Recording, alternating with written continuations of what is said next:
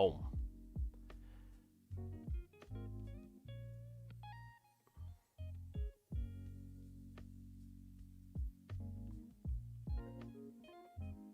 Did a couple of lighting changes yesterday.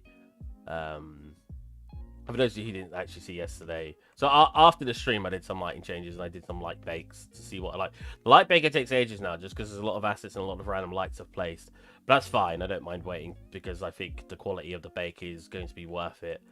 I think out here looks a bit better now, a bit brighter, a bit more vibrant. It works more with the surrounding. Because obviously out here it would still be bright, just because you're on the opposite side with the light shining. It'd still be relatively bright. You'll have shadows, but it was quite dark. Like down here is still dark, which is a good example. Actually, it's not as dark as it used to be, which is good. It used to be really dark down here, so this is quite like not seriously dark now, which is perfect. We obviously have these things clipping. That's like crushed that completely, but you're never actually gonna see down here. This is just by I'm gonna place. I don't know where my collisions are right now. Player collisions or visible collisions? Player collisions. So we're going to player collisions. I want to make it. Oh, what collision is that? Oh right, that's these. Get sales. So certain things are going to turn off collisions, which I do it in here.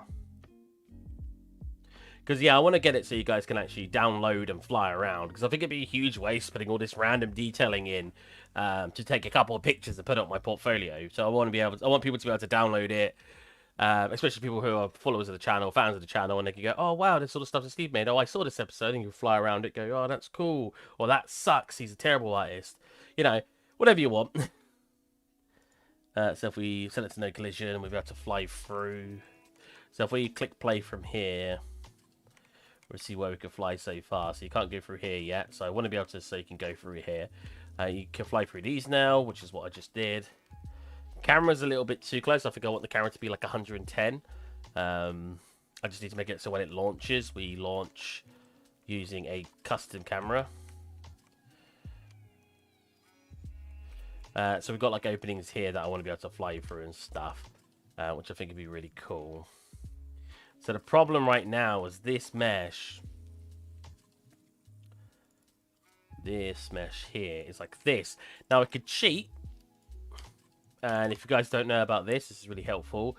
If you're not too worried about performance, you can... Oh, that's a good point. Hopefully this will be running at a high FPS when it's all baked. I don't know what's that now. I see, we're a little bit low. I think it's because the sky light isn't baked right now, but when that bakes, it should be a bit better. I think we're also cinematic, are we not? Yeah, we'll go to epic. Cool. We get a bit of frames back there, so that way you guys can fly around, have a look. And anything that is animated, I don't think I'm gonna have much animated, but anything that will be animated will be animated. So yeah, it'll be really cool, and I hope you guys will enjoy that. But I think one more bake and we'll get our performance up. Again, off stream, because I don't want you guys to get bored and sit here waiting for me to bake. That'd be a bit interesting. We go to collisions. Cool, so you should be able to fly through here now. Collisions on here seem fine. Has everything got a complex collision? Jesus. Might be why it's running slow. Yeah, should be able to fly down here. I want to make it so you can fly through these. Oh, which you cannot right now. So I need to figure out a way to make my... Oh, we're getting 120 in here. So we can fly through there, that's good. Can we fly through here? That's good. So I want to be able to go through here, but I can't right now. Oh, I can't even get through here right now. What's stopping me there?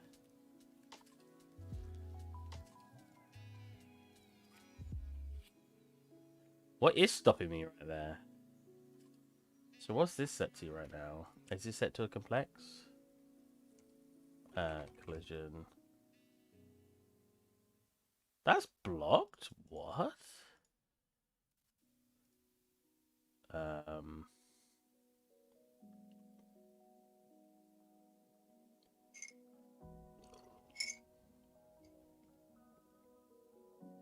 No, that's not blocked. Oh, here you go. Complex. That's what I'm looking for. So maybe the way to fix this is just turn collisions off on all of these. Giving it a wider entrance like that. Same with all of these.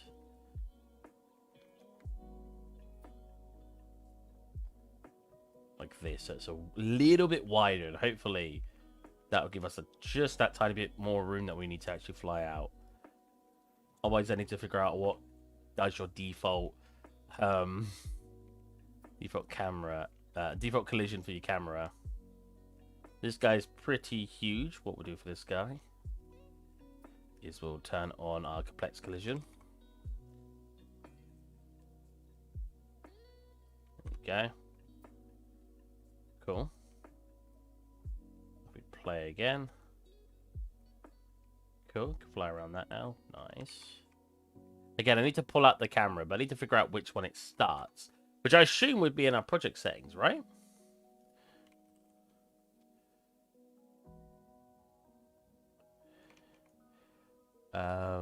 U for pick what camera you start in. How to use default camera? That's what I'm looking for. A player. Wait, player starts. No, not on there. So where is the player start? In here. So let's pull the player start probably outside. Like here. We'll also put on some bounding boxes. Nope, not bounding boxes. They're called level bounds. That's not it. Not collision. Bounding box, collision box, blocking volumes. Freaking stupid name. Come on, man. Blocking volume. Right. So we're going to do blocking volumes around the whole thing so you can't fly too far out. Don't want to ruin the illusion. You know what I mean? So we'll just kind of cover over it. We're not too fussed how accurate this is going to be. Just enough to make it so you can't leave the area.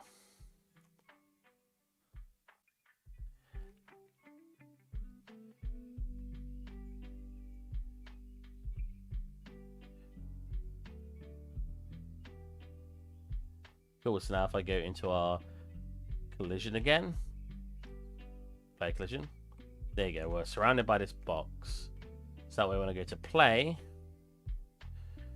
which will start from here, I can only go out so far before I'm stopped. Perfect.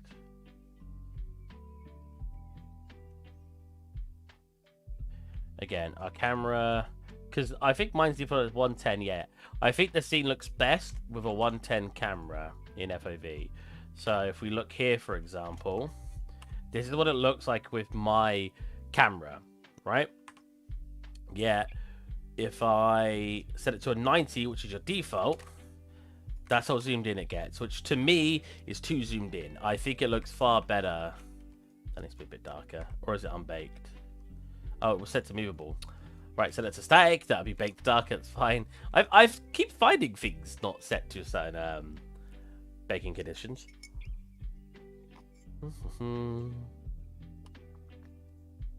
Okay, let's see if I can get out those windows.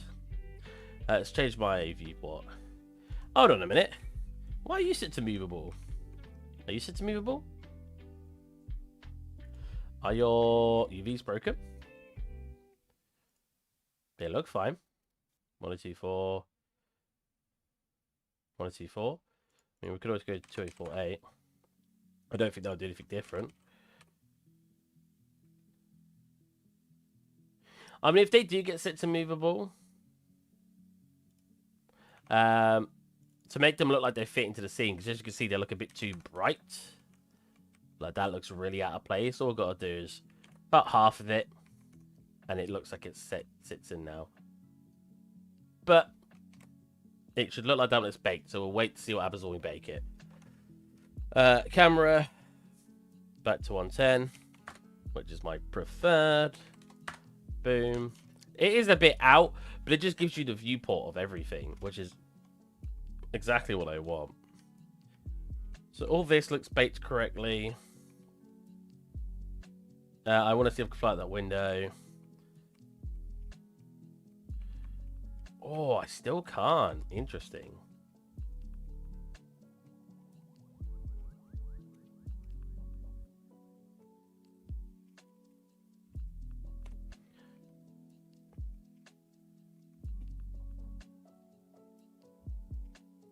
Doesn't look as good from this angle because of the way that light's hitting it.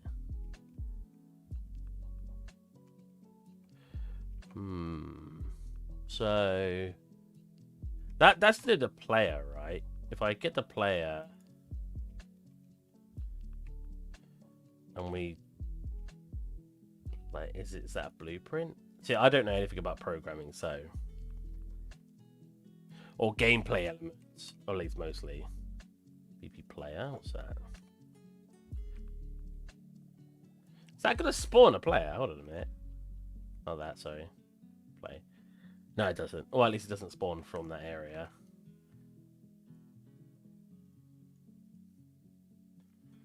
There you go. Before change default camera. I'd set my new camera as default. There you go. I made a new camera, deleted the old one, but when I press play, it doesn't show from the new camera perspective. Instead, from the perspective I was press play. Very excited to create a camera. Okay, go to your level blueprints, of course. Level blueprints. Aha. Aha. Do something like this. What?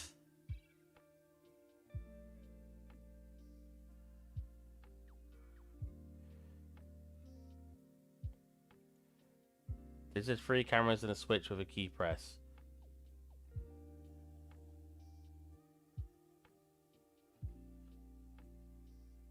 We're learning.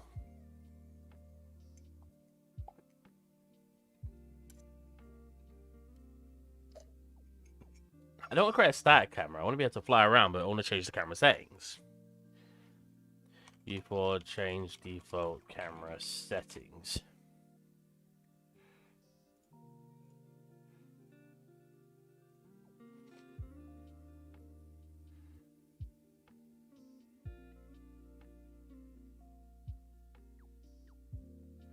Wait, I actually do need to set a new camera? Really? I just want to change what the default one does. This was like a lot of extra effort than I thought it would be. I'll still do it, but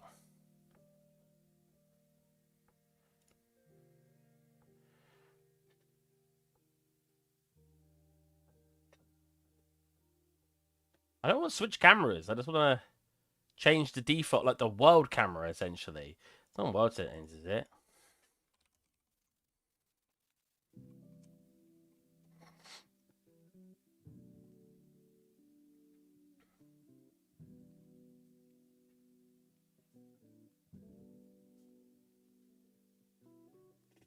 This is crazy to me. World settings. This is the world settings. Huh. Huh.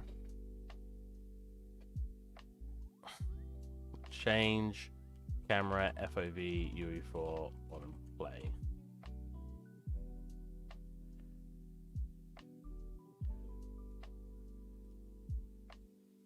I'd like to be able to change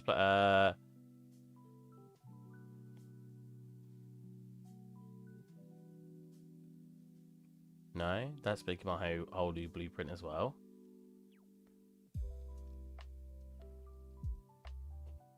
I might have to look it up off stream and probably have to create my own blueprint, which is annoying. I was hoping I could just change it with a setting, because it obviously spawns. It obviously spawns with a camera. With hitboxes on it, so I just assumed I'd be able to change that somewhere. Apparently not. I never did tear marks on this, but I think we're good. I don't think I need to take the time to do that. One thing I know I'm missing, so let's see what we got. Done. these. Okay, so we'll get these done, which they don't actually match up right now. So what I want to do with these is actually create, so for our actual sails,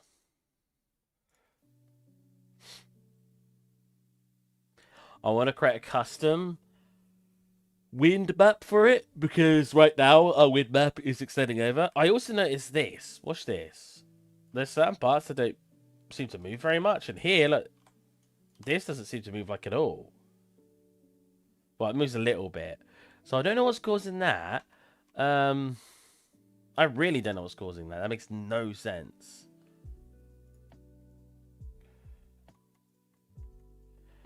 Something you guys probably wouldn't even notice, but it's bothering me. So what we want to do is create our own. Are you okay? Create our own little mask. So where we don't want it to move, like here, here, here, and here. Turn off opacity quick. Yeah. Yeah, that's fine. And then probably up to here, something like this. I want to blur that out.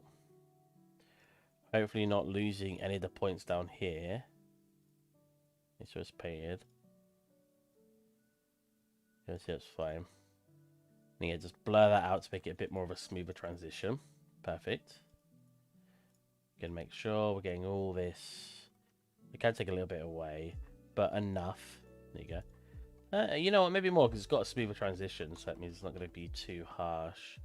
Then I'm just going to take this map. Export to file. Boat scene.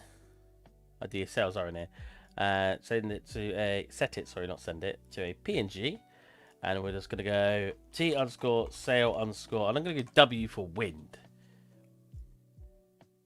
which sounds very silly, but because I don't think a wind map is necessarily a real thing. Hey Max, hi man, how did you activate the alpha mask of the substance pair? Oh, I'll show you that now. So to do that, what you got to do is first you got to make it so your actual substance painter is using the right material. And to do that, so you got to do it on each one of your materials. Most of the time I'm only working with one material, but come into this little tab here, shader settings. Click here where it says PBR metal rough, which mine says PBR rough with alpha test. Click that. Oh, that's apparently the outdated version. Outdated. And then you've got transparency, which is this one. It says with alpha blending, or this one next to it, which is with alpha test. If you're only wanting to do masks, just use your alpha test. So I've got that clicked already, so I don't need to click it. Then come down to your channels, and I've already got it on here, but click plus, and then turn on. Oh, can I delete it? Should it break everything? Oh, there you go, broke it. That's fine. Plus opacity. Hey, luckily it brings it back. And then when you've done that, when you create a new material now, as you can see, you'll have an OP1. So now if I turn everything off and I just keep OP on, then we black mask it, I should make your OP black. There you go. I should be able to start taking parts away.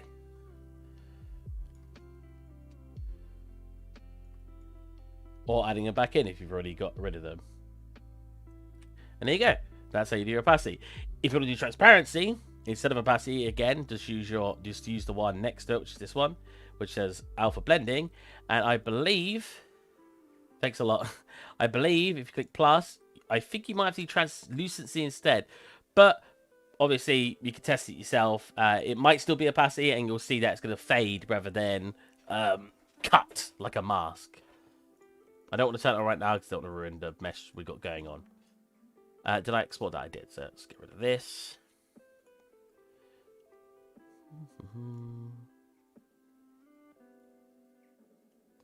Yeah, we were literally doing that yesterday. I don't think there's anything else in this scene with an alpha mask in it.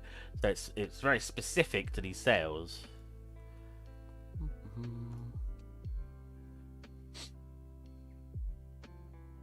There you go. So this is actually inverted, which should be fine, because I should be able to add it into the material. Right, in a 1, a -1. That should just invert it for us. My only problem is I bet we're going to get issues at the edge. So I'm not going to do that. What I'm going to do instead, come back into here, and we are going to invert it. And we're going to export that, because I do think that those edge sharp bits are going to probably cause a problem. Because I know what it's like. you think it's going to be fine, and then you actually go to use it and it breaks. Because we've already imported it in, I'll just right click it, click re-import. And it should give me the inverted version. There you go. I don't need to invert it. I thought there was a white bit over here. Do you see that? If you look here, look, there looks like there's a little white bit there. And then instead of using our... Wait. He doesn't overlap here, does he? No, he doesn't. That's fine. I thought maybe that's why it's breaking a little bit, but no. It's fine. So instead of using our gradient, we can instead use a normal texture. I don't actually need to clamp it, but that's fine. And that should, fingers crossed, work instead of using all those nodes. Because sometimes using a texture or a masked texture is better. Whoa. So it does work. It's just a little bit strong. That's fine. Look at it go. So we want to turn that down to probably only 5. So a third of what we've got going on. 3.5. I want it to be relatively subtle. 4. Yeah. Now, I still don't know what's causing these parts.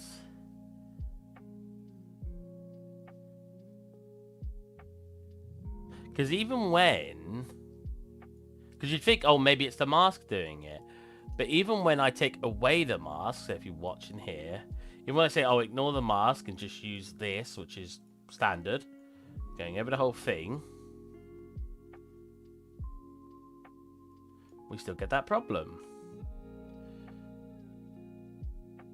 Let's see. So I have no idea what's causing that issue. Admittedly, it's not a huge one, and you guys probably won't even notice. If I hadn't pointed it out, you may have not even noticed it. But it's very strange.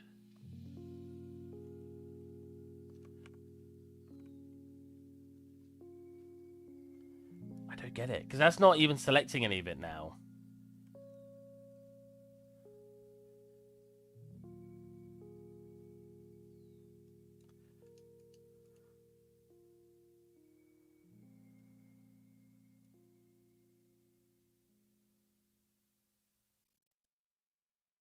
Try it without any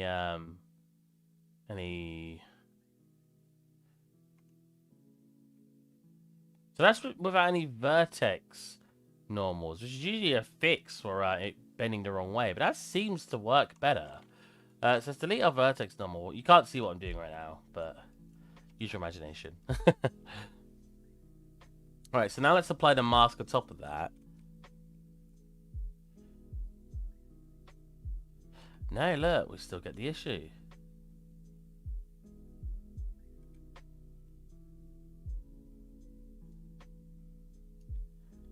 How interesting. I don't get it. That isn't because of the edging, right? Maybe it's because the edging...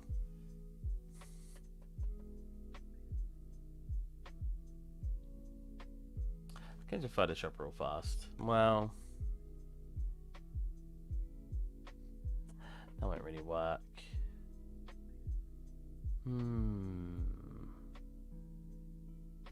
Because when I... Let's do linear gradients like I was doing. It may be the texture now. Who knows? We're kind of going on a guess here, admittedly. If we do 2 multiplies, 1 inverted, 1 in here. Click a review. Click that. Get that result.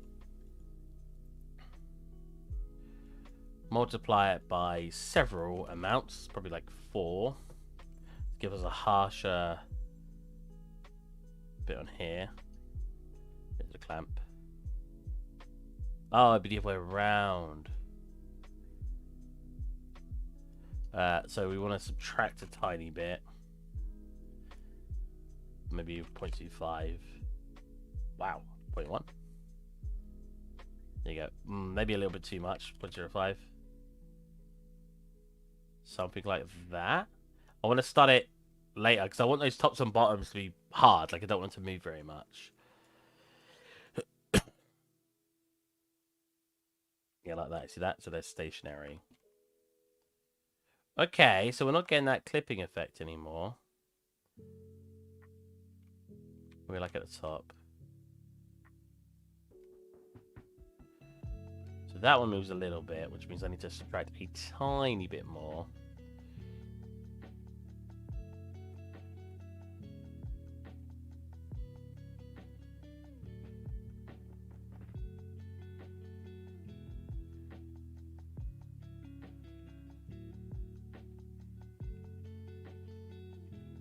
Something like this. Click apply to that.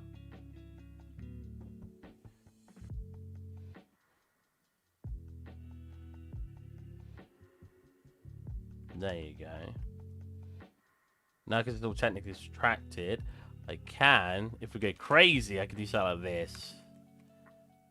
And I shouldn't be pulling those tops and bottoms away. So that's obviously a bit too much. It looks cool on the side. It doesn't look cool here. It looks so odd.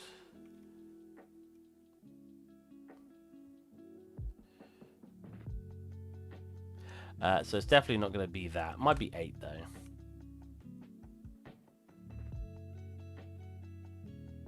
I could also adjust the speed.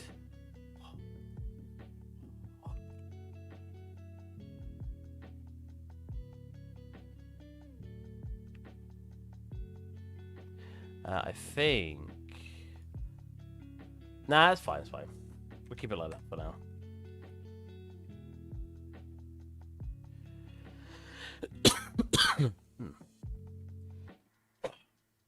What's stopping my chair from going in? What is the box?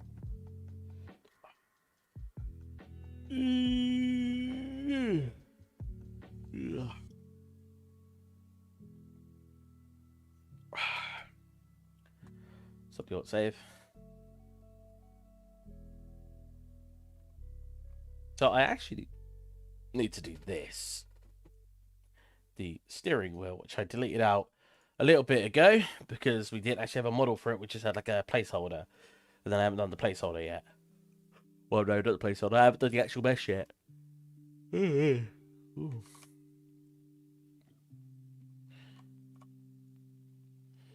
What if I write stylized steering wheel in? Gonna come up with car steering wheel, isn't it? Is it not called a steering wheel? Boat steering wheel. Yeah, it is. Stylized? Nah. We get some decent looking ones though. Like, it is kind of cool. That's a pretty cool design. Kind of just looks like 6 legs from a table. Which is exactly how it looks like there. What the heck? Is there just a generic look to them then? I mean, I'm fine with that. That's joint areas. Wow, my nose is so itchy. Oh, God. Ah. Is this like up there? I mean, there is a couple of hairs, but...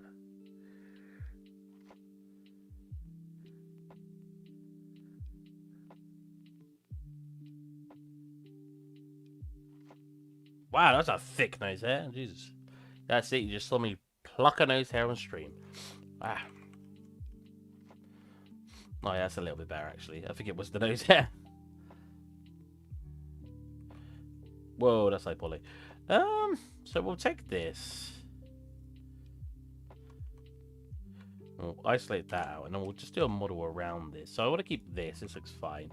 I might actually reduce some of these. Now, can you guys tell me that you've ever seen someone pluck a nose hair on stream? Don't think you can. Probably have. You're like, yeah, I watched this guy do it live. His name is Steve's Tutorials.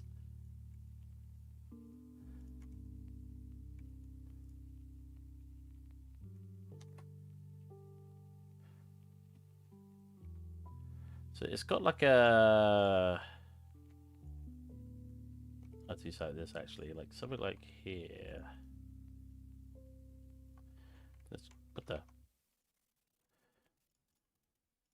It's got like a bit that comes out.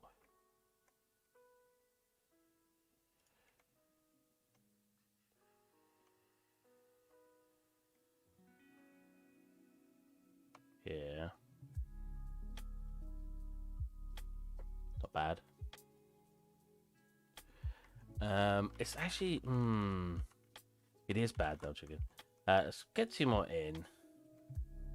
When I want it to be a bit wider, easy way to do that is just to create 2 more, then delete the inner ones. There you go. Grab those ones.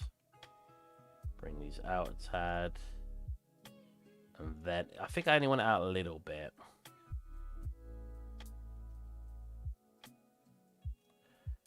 So like that, yeah, that's good.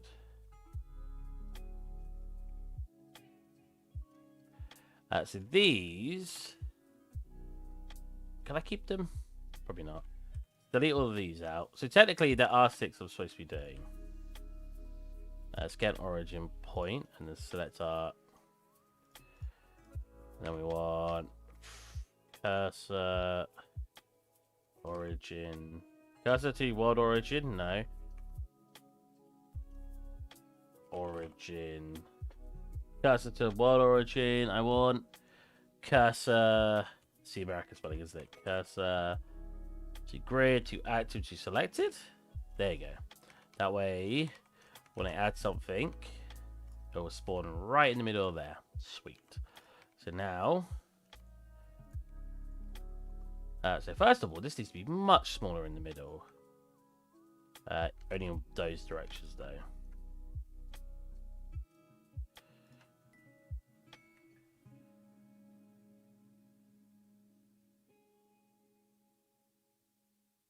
Let's make a new one. Get a circle. Make it only 16.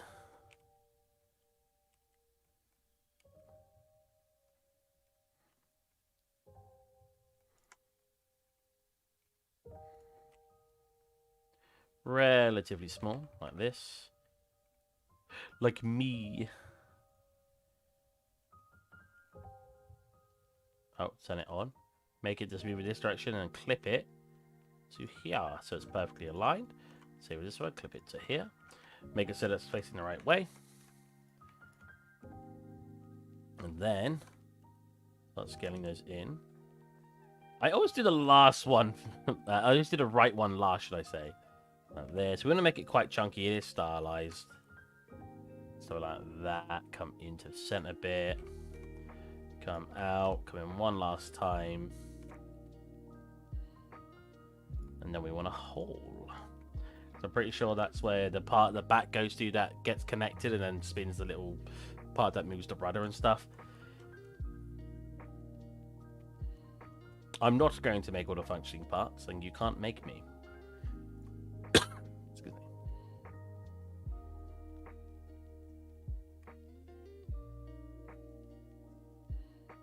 That's what looks like smooth. Ooh. Oh, why does it look like that smooth? Bevel.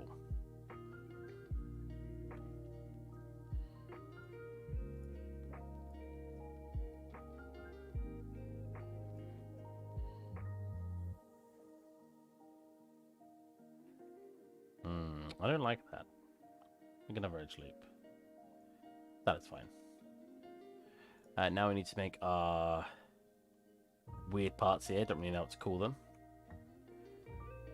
Parts you grab. There we go.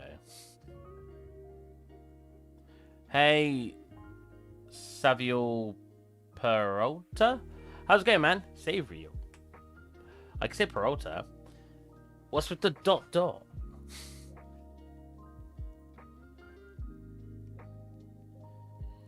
Something like this. There you go.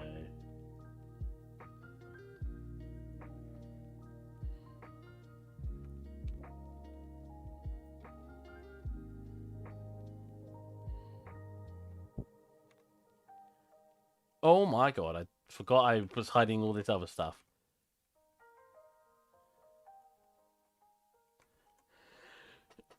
Man, I have a terrible cough today. I'm going to use a cube. The reason I'm going to use a square, sorry. And the reason I'm going to do that is because I'm going to separate the loose parts. Select it. And we're going to smooth it over with a subdivision, which won't technically really do anything now. When I go to extract, when I go to extrude, I can get it working the way I want. So probably want to do it twice and get a nice smooth. Turn off that because we want the whole thing smoothed. Cool. Now I can do an extrude or whatever, pinch it in the middle and stuff, which will require this, like that, which looks cool. Or I could just say boom and duplicate one. I think I want to do it the other way because I think that looks nicer and it will actually stays connected. So if we do this one's a bit fatter. Bit of that, squish that. Cool. Up here. 1, 2. Again here. Obviously, I'm not telling you to do it this exact way, but I'm just doing it this way. Nope. Nope. Wait. Well, please, there you go. Which way's the right way? There you go. Something like this. This needs to go all the way to the top. So I get somewhere like this. Then we need another one of these. Nope. There you go. Oh my god. Blade. There you go.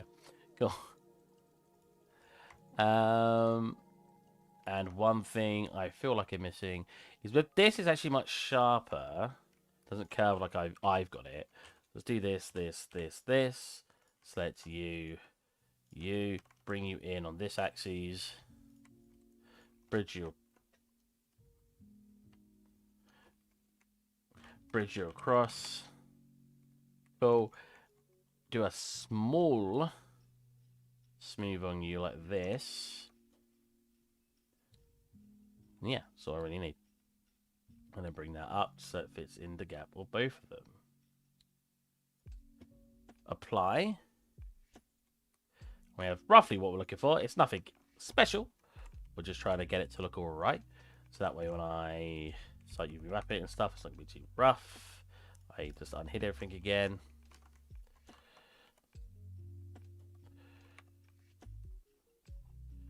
Bring you down a tad. Unhide again. Cool. And then I want to rotate you around the center point. Now, it's by 6, so 360 divided by 6 is 60. So technically, we want to rotate around the 3D cursor by 60. Select both, rotate by 60. Nope. Rotate by 180. Not correct. 120. Cool. And if we select, what, do I just need 2 more? Yeah. 2 more, rotate by 120. There you go. Now I don't want them to perfectly align like this. What I want them to do is rotate by 30. Do something like this. There we go. How come these fit here, but this doesn't fit here? How interesting. What? Is this not a perfect circle? No, it's not. This is like slightly... Oh, what the heck? Oh, very odd. Well, let's remake a new one.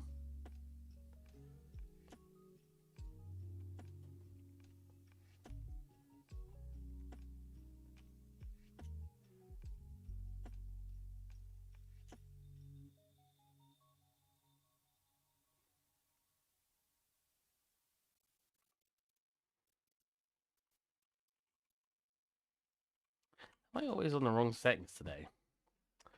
Okay, so that is not a lot. Oh, because I've rotated them weird. Interesting, okay. I had a feeling that was going to cause issues. I was rotating them just by typing in the number and pressing R. But what I should have been doing... I don't know, actually. Bay. Yeah, like, it's slightly misaligning them. Right? So instead, I'll manually do it.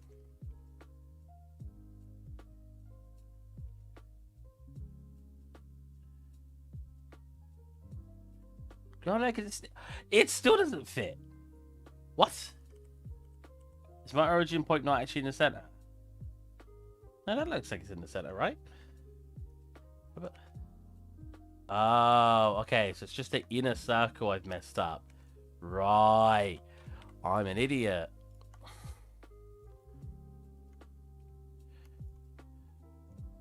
I don't know. Most of you are probably going to sit there like, yeah, we already knew that. Huh.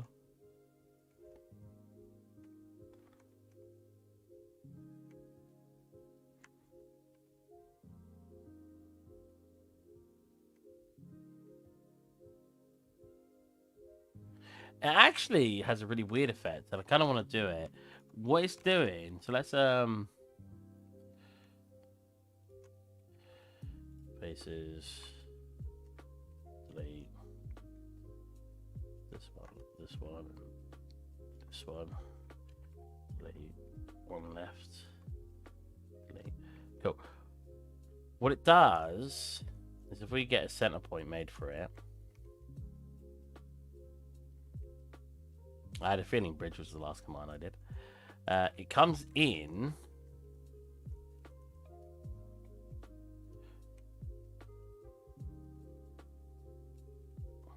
It comes in to here, right? So let's make the whole thing a little bit smaller. Except that, yeah, that overlay. Oh, they're supposed to be going in. Right, so I've done it wrong from the get-go. I should have just made it from scratch, because I've like tried to turn the one we had into what we were looking for. I've ended up making loads of little mistakes. So what it actually does is this outside looks relatively fine. I don't mind it being as smooth as it is. What it's doing is it comes in right like this to where we want, roughly here. These parts, yes, make sure I'm doing this right. These parts do this, but then so we can obviously do a little bevel here as well. Cool. And then what they've got as well is they've got like a little one of these, but these ones do this. So this sticks over those parts, which does look kind of cool. I like that.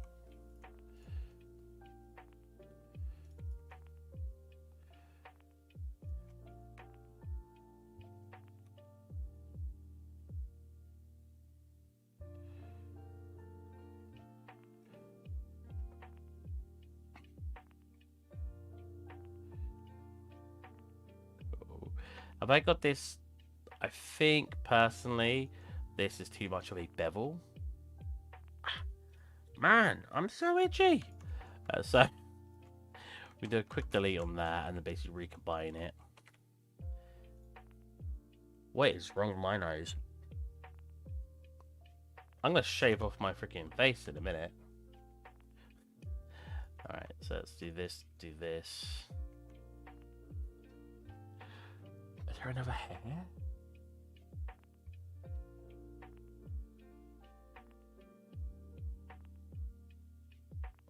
It's just incredibly itchy.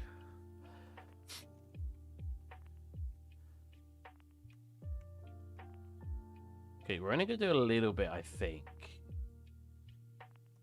Like here. Because then we'll put in...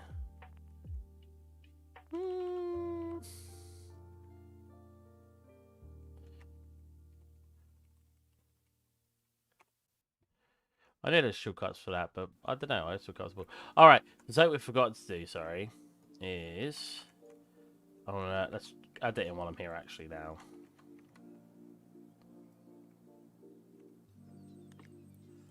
Something like this. What it's doing is it's coming in like this, right? And then we're having a bevel here and here. My issue with that is I kind of feel like I need to have a little bit more room there. So if we do something like this.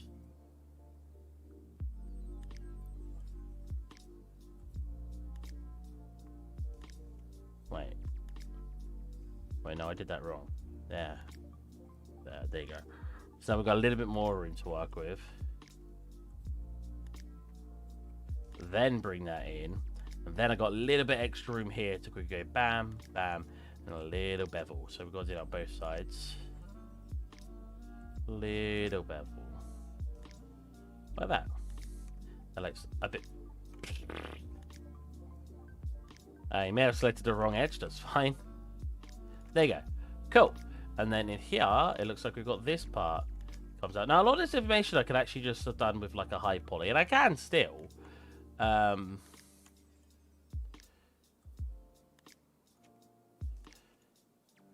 that means we've got to bake high to low polys, which can be time consuming. Problem is we've got a little bit more of a gap here. I kind of want to smooth that. Ah, there you go. It looks so much better smoothed. That's going to be really high poly, the unfortunate part is. Yeah, but I do like it smoothed. It's so jagged like that.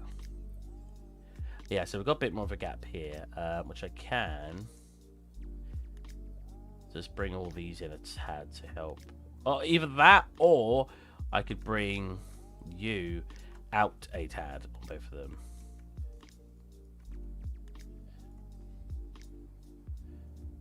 So yeah, it's like a little bit like that. That looks a bit more even. Again, I still think it looks better smooth, but that's a lot of poly count to care about if we do that. So I've made this really thick in the middle just because stylized. Easy, mate, just stylized. So I'm actually going to delete these quick. So I've got to reduplicate these when I do the end parts up here. I know. Oh, you're being really wasteful. It's fine. So I want this up here. Now, we can do a similar thing down here. I don't think we want to. I don't know, like, because we could do a thicker one here. Like this. And extrude it out. Like that. And then do something like this. And then we could put this top part on. But I don't think I want that. I kind of like the idea of it just sitting on top of it. Like that. Then we just need another shape. I'm going to separate. Selected. We're going to do a smooth on this. And we're going to see what I did a second ago. So origin point up here. Oh, why did I just make that? A little too wide, that's fine. I can scale it down.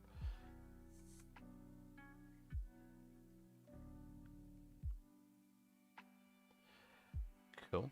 I want to have a little bit of a flat bit towards the bottom, like that. Sweet. We want to actually attach to our thing like this. At top, I just want to do a similar... I think I do want to do a separate mesh, because I want it to come down like this. And come in. Like that. And then it goes into your little handle bits. Like that. So you grab that, you can pull it. I think we want to make both these a little bit bigger. Like, just a tad for the bottom, or both of them, but just a tad for here.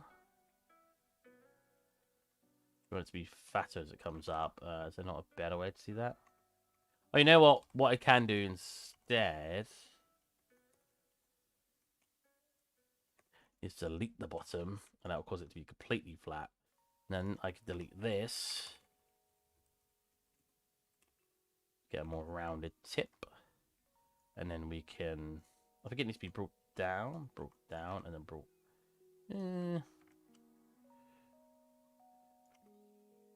Yeah, something more like that. Looks a bit better.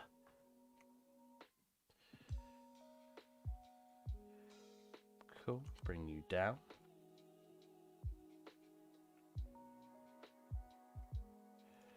Make you definitely bigger. This definitely needs to be wider. But if it needs to be wider, then this needs to be bigger. Oh, you know what? It's because it's got a flat top.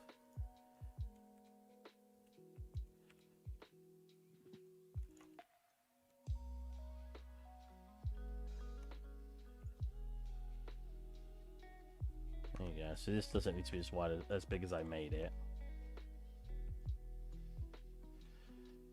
Cool. Yeah, that looks pretty good. Click apply to the subdivide on that. It's a pretty big subdivide, that's fine. Sorry, itchy head.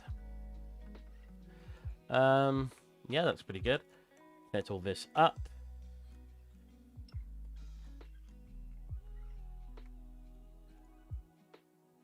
I think maybe I want this to be a tad thicker. Oh, it doesn't really work. What if I do this and then try it? No, it kind of overlaps, that's fine. What if I scale it like this? Yeah. Just a tad fatter. Then we want to rotate it around our 3D cursor. We're going to go 60, 120, 120. I'm going to set all of them and go 30. Cool. Now that's a nice looking steering wheel. Is it not fat enough? Definitely something I feel like could be added. I don't know. For now, we'll say that's worth it. I can always change it later if I feel like it. Now this part, we just want you, not you. All of you be connected up. They won't do the poll for now. They won't delete it. I'll just hide it. They want you to fit in. Not around the 3D cursor. There you go. You fit in between here.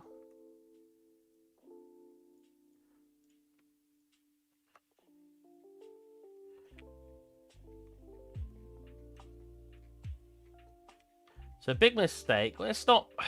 I don't want to call it mistake, really. But something that you should always do when making something is remember what it's going to. The issues it could cause you in the future. For this, I obviously kept a lot of stuff high poly. Because I didn't care about the future, about if it was going to cause me issues in the long run. And honestly, in a way, I'm like, yay, it's fine because it, like, I didn't have to worry too much about the issues. But it's pretty good. Do you want to do a smooth on that like this? Not really. I could achieve that by just doing like that. Let's delete this. How do we want to connect it to the back? Have we got a steering wheel? Let's go ship steering wheel. I don't want it on its own. I want it to see, I want to see what it looks like. So I'm just looking at images right now. Oh, I like that. That's cool. So you want it to connect to a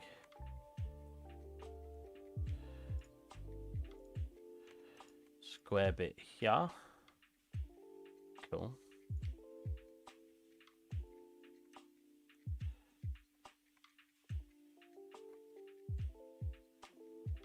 Like that. Then we want to duplicate this. Pull you out. Let's do a thingy in the middle. Piggy in the middle. Delete that, delete that. Let's do a mirror.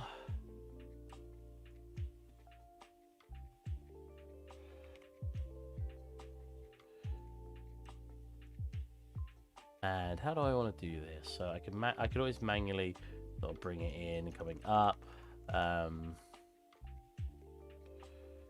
Think that won't work.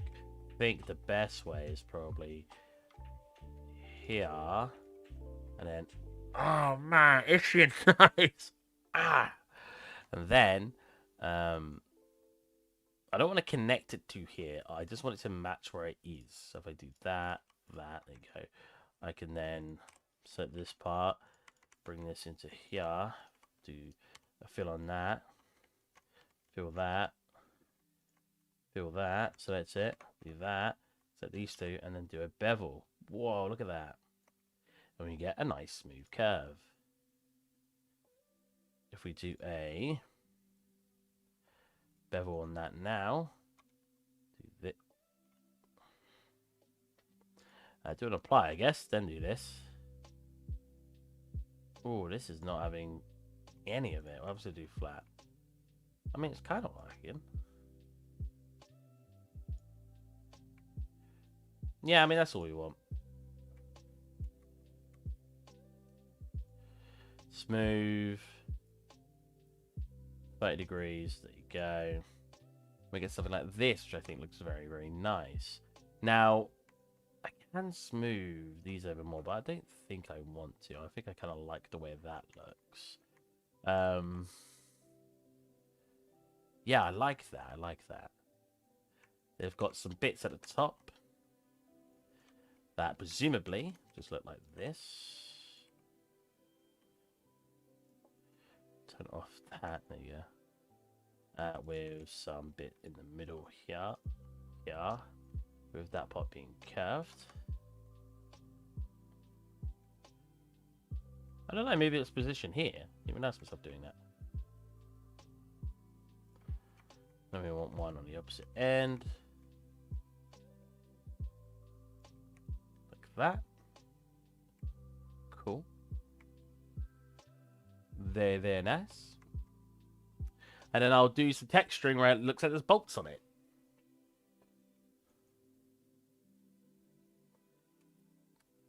Nope. Extra 0. I want to see what looks like half what we had. Yeah. Very smooth. Sharp position. Do I want to do 2? Nope. 1 looks good. Cool. Sweet. So that's the back and that's this. We'll do that as all one set piece. And then we'll have its origin point and set it down here so you can just plonk it in wherever you want. Now we can just throw it in and she can have it at the front of the boat. The only problem is we don't have anything that goes down here. So this is kind of floating and not actually doing anything. So I'm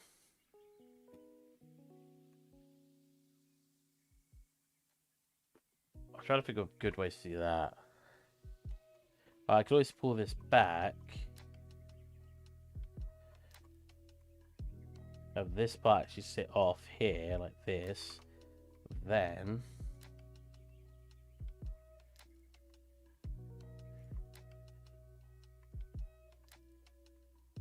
have that just come to the floor. It's got like this little back wall to it now. It's not a terrible idea. And you just have it so the bar is hidden in here. I could always make it a bit wider to make it look a bit more constructed. Let's move this back. Let's convert to mesh and combine them all. There you go. And then set origin point. Oh wait, no, I didn't want to do that yet, did I? Well, I could always edit this manually anyway. Just that's all you.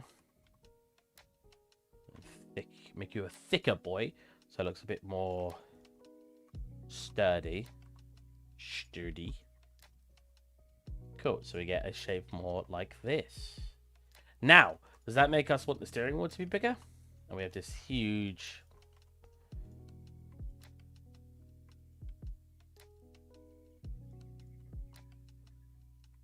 Let's separate you out.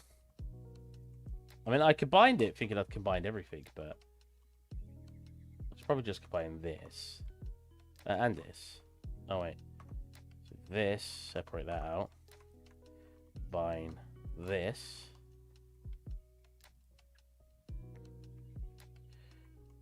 Set origin point to the center. Spin. Woo! So I could, in a little animation in the engine, have like a slight sway on it. Something like that would be cool. Take off that smooth. Oh my god, did the center point have smooth? That looks wrong now. Center point needs to be beveled. So that looks wrong.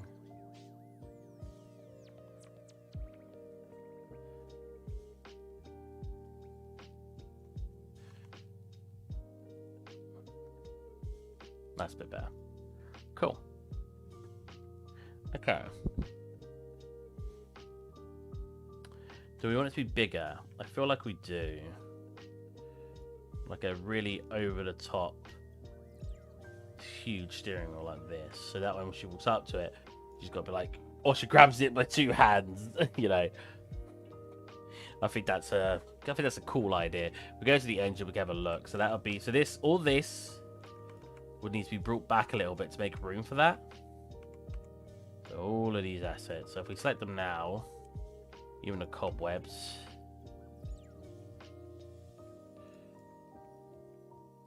So these I could probably leave. These we need to go back. What in the barrel?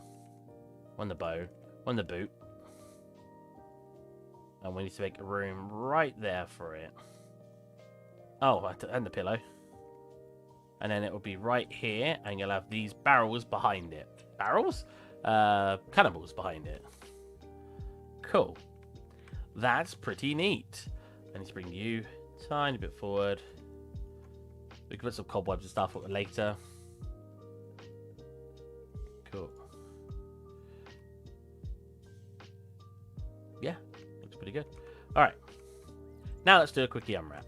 So, for the steering wheel, we're probably going to select the inside here, then here, and we mark that as a seam. And we're done for that, if we actually look. So, I don't know why I can't use the UV mapping menu anymore. I have to create my own. Because it's like busted. I don't know what I did. Object, edit, sculpts. Not that one, this one. UV editor. Cool. So actually on unwrap view, that should be pretty good. That looks really nice. Cool. Same with this guy in the middle. We probably want to cap both ends like this. And then do one cut at the bottom. And then unwrap it that. And boom, we're done. Ooh, are we done? Why does that look weird?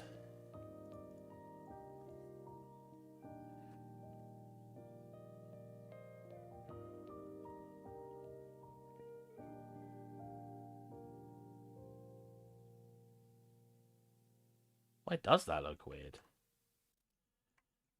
This part right here. Look, it's like flexing out more than all the other parts. Let's do a transform lock on it. Very strange. Zooming back another seam there. No, that doesn't change anything. Huh?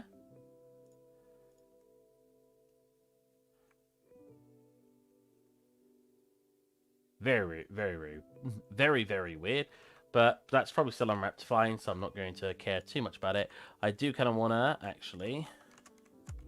Coulda, woulda, shoulda. Do a bevel here. Bevel here. Oh, no. One last try. Bevel here.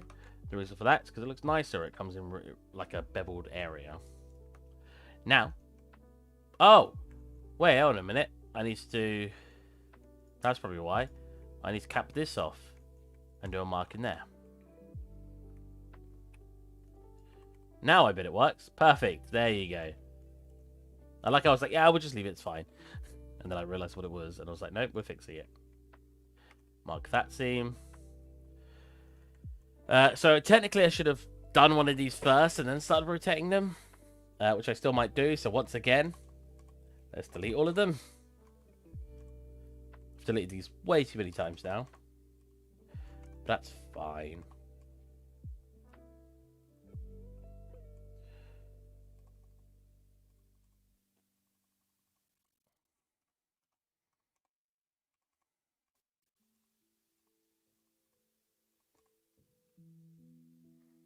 Oh.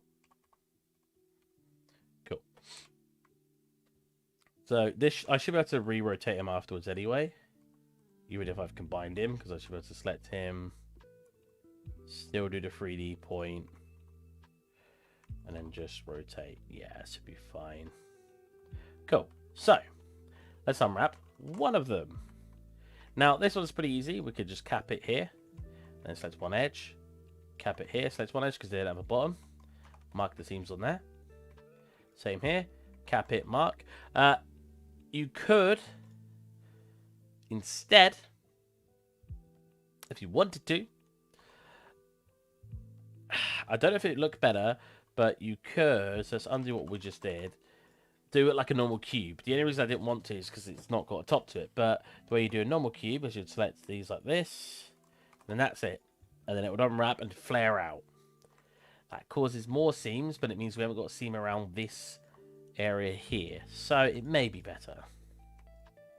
And if I actually show you the unwrap, you'll see what I mean. Like, it flares out from a center point. Who knows if it's better? Someone who's a master at UV mapping could probably tell me. I'll show you the difference quick.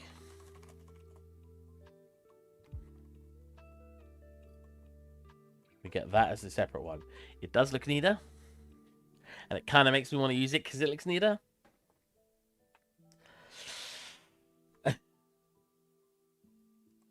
I will use that way.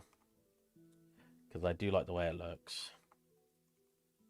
And technically it's only making 2 seams. Which I like the idea of. This doesn't even need to be unwrapped. Oh no, it does. I've capped the bottom. Terrible, terrible, terrible. There you go. So that now it doesn't even need to be. You don't need to have a marked seam, should I say? So if I unwrap it, we should just get this, which is perfect. Cool. I probably kind of just want to put a seam down the middle of all of these. Oh, it won't very well in here. Here I'll have to do top, bottom, centerpiece, top, bottom, centerpiece, mark seams and all those. You're fine. And then lastly, mark seam here, and I'll mark a seam here, and then we'll do one last center seam here. Cool. Now that, with everything, should unwrap. Perfect. Need to duplicate this.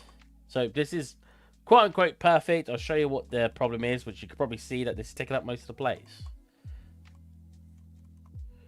I'll explain why that's could be an issue. I was gonna say bad. It's not necessarily bad, because if I duplicate this, we'll see what it looks like.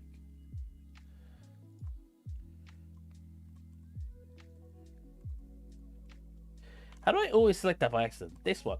Oh, it's because it's got such a huge area for it. That's why.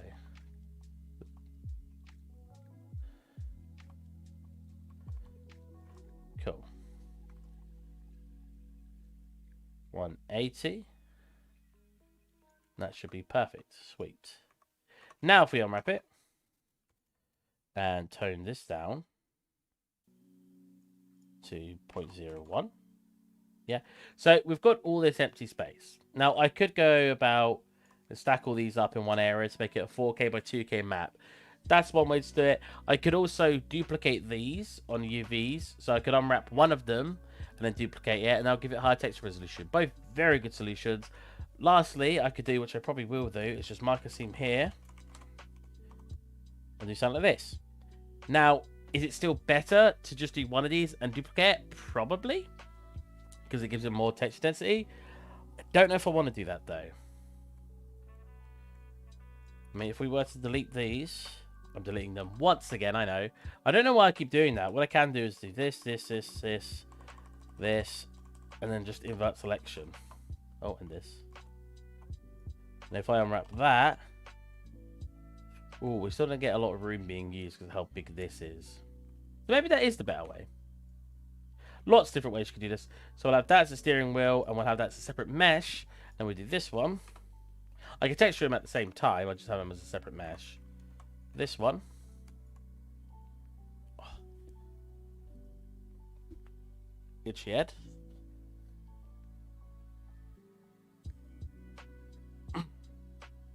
So these are all separate components. Boom. So let's start with the bottom lot first. And they're all the squares, right? Yep. So I probably want to do it from the front going backwards. So we'll just do the edges so I can see what I'm doing. And we'll go boom. So you can Because they actually do have an edge loop around the middle, I could just edge loop it like this, go into here, deselect those two. Edge loop it, deselect, deselect. Then, when you get to the back, because it's a square essentially, we're going to use squares, do something like that.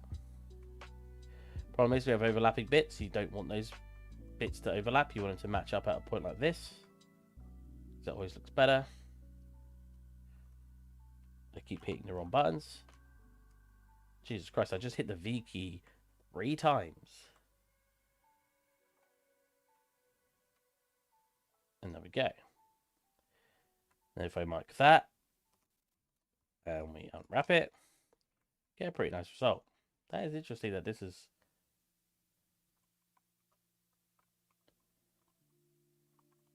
Huh. That's interesting. That doesn't look like that's right. That shouldn't be...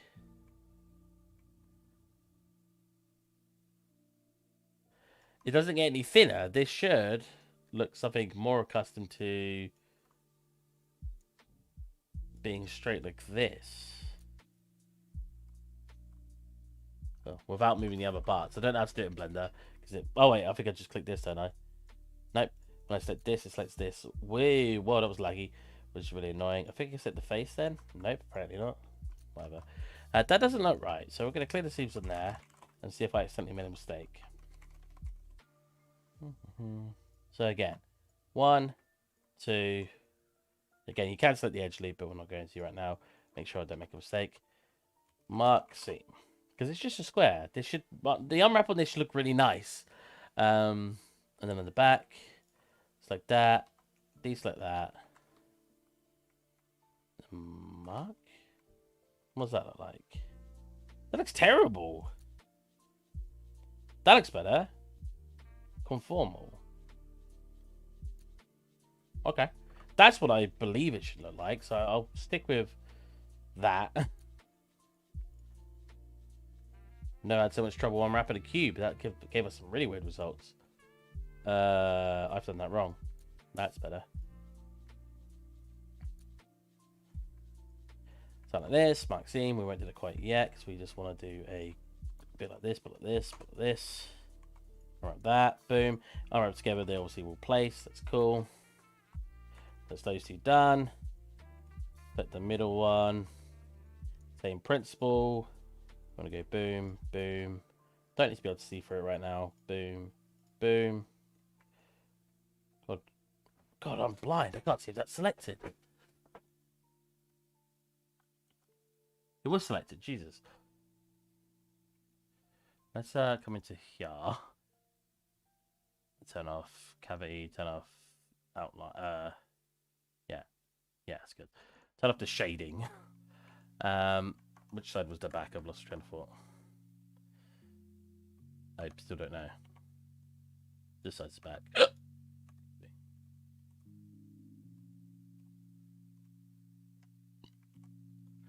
Here's 1, 2, 3, 4. Set there. Set here.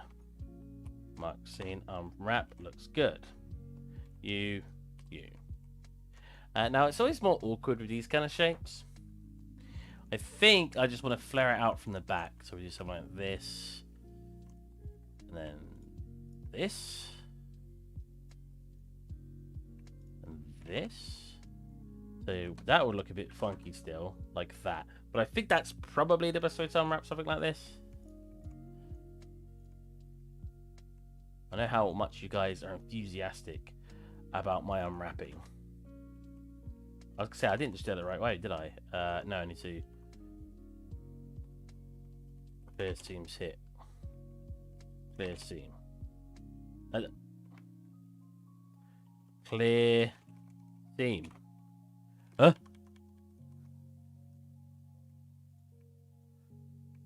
You.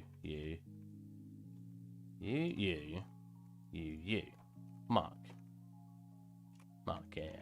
You. Mark. You. Done. Cool. Put those together. Oh, they're coming a bit diagonally. Hopefully when we pack them, they won't do that. Because that does mess up your spacing a little bit. I might have to manually place them. Lastly, boom, boom, boom, boom, boom, boom, boom, boom, boom, boom, boom. Cool, and then there's the top bits. Again, kind of an awkward shape. I think I'd flare it out from the bottom instead. Like this. See, that's not very good. I think we've got to do something like this. Like this, and mark that as a seam, then bring that in. That's good, yeah. Don't look amazing, but it works pretty well.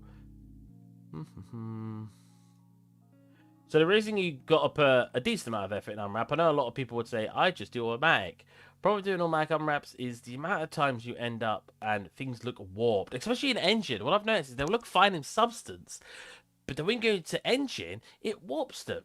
So yeah, it's always good to just have a nice, clean UV unwrap to avoid coming across any of those issues, because you don't want to spend all that time on your project, and then when you go to finally put it in, it just looks terrible. So again, I'm going to have this separate mesh, so we do something like this, which is awful. If I then pack it... Oh, that's how it packs? Dang. Alright. We'll custom place them then.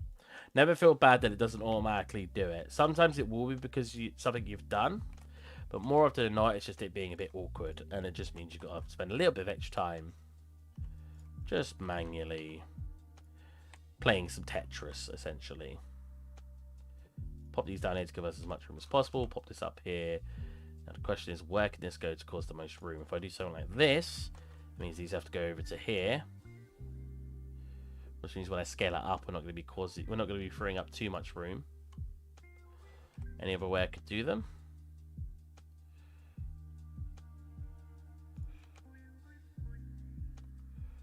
I think that's probably the only way I can do them. I'll pull it more down here, we go more over here. I'll pull it more over here, we go too high up. Because we can obviously scale this up, but we can't go out the bounds because we don't use tiling textures. There's got to be a better way. There's got to be a better way. And there is, Kevin. Let's look at all that room we're wasting. The only way I could think of is to cut these off. Mark seam like this. I'll wrap that instead. But we could also reconnect these if we really wanted to. That'd be a clear seam now. Now I want to go to unwrap this guy. Unwrap. It will connect to the edge like that. Which can cause some warping issues, but hopefully it'll be fine. Clear seam, select it, unwrap, make sure I've done that correctly. I have, select them all, unwrap. I'm not freeing up much more room until I manually do it, because now they're flat, so they're not going to be too excessive with the area they're taking up. So we do something like probably this.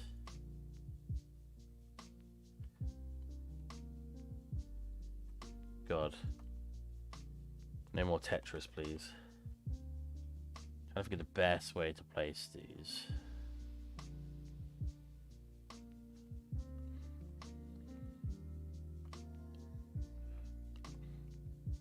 How much room does that take up? So you want to take up as much room as possible because you want more texture density. So the more we can take it up, the better our textures are going to look. I'm just apparently not good at Tetris today. What if we do this, put these next to each other, do this, and then pull these up to the top. One here. I mean, that's a little bit better, but it's not brilliant. Man. I don't know how we're going to clear up more room for this. These can obviously be pulled down a little bit.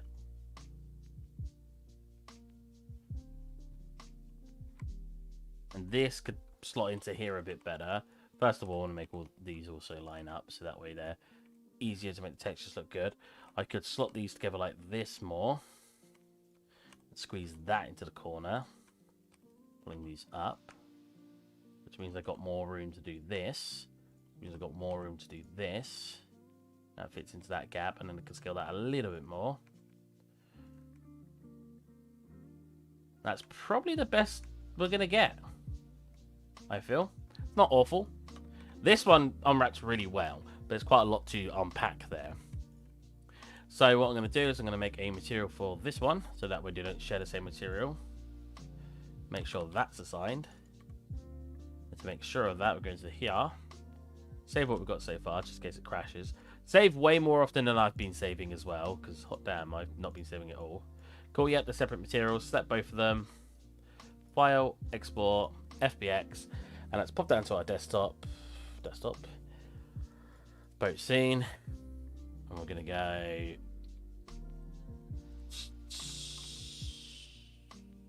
Doubling steering wheel. SM underscore... No, double E. Recently I have a really big issue with I've just exported everything. I needed to click something I do all the time, which you guys, I'll show you quickly in another blender. Is when you've got like multiple things, right? If I have one over here or whatever and I want to export it, let's say it's unique, just so we know it looks different. Boom. I say, oh yeah, I want it. Jesus. I want to export this asset. Go file, export. What you want. Make sure to click selected objects. My worst habit still in Blender is not clicking that. I don't know why it's not enabled by default. I've never known a piece of software. Maya's fine, 3ds Max is fine, and the reason they're fine is because I'm pretty sure both of them you go file and you export selected object, and here you just go like this and you got to make sure you tick it. And I have the worst habit of forgetting to tick it. So I end up exporting the entire scene, which takes a little bit of time, as you can see. So I gotta wait for that before I fix it. Cool. I still don't know if I want the crates here. It's kind of just to place it randomly, I'll be honest. See, I don't want to spam cannibals. I'd like to fill this area, but I don't think I have enough filler assets. Like, yeah, I could throw some bread there. I could throw some nails, admittedly, to help fill out that area. Looks like a death trap. Like, think about stepping on these nails. That'd be horrible. I could put some twigs around here. Again, I just want to fill this area up.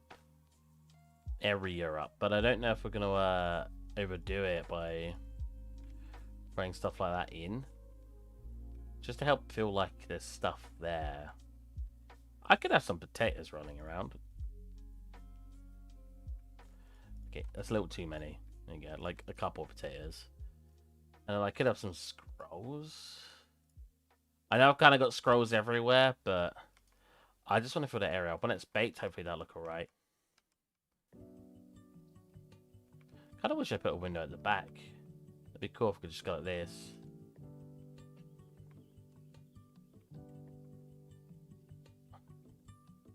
Why does the light on that look weird? What's their... I'm going to turn up their resolution.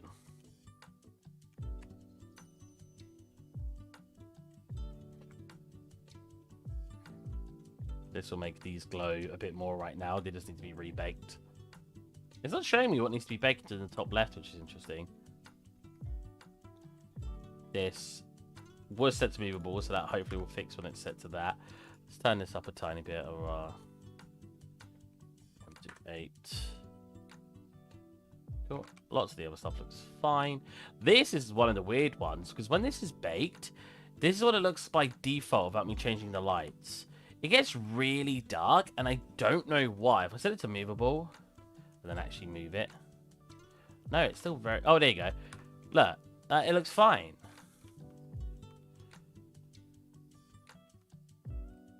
But, yeah, if I move it, let me see it again. Look.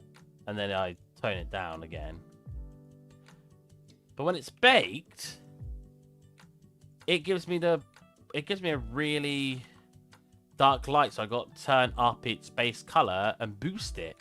I don't know why it does that. It's just a really simple mesh. Let's check the UVs. Aha! Whoa. Why are the UVs so weird? Why is it... Is this a world position? Idiot. Wait, no, it's not.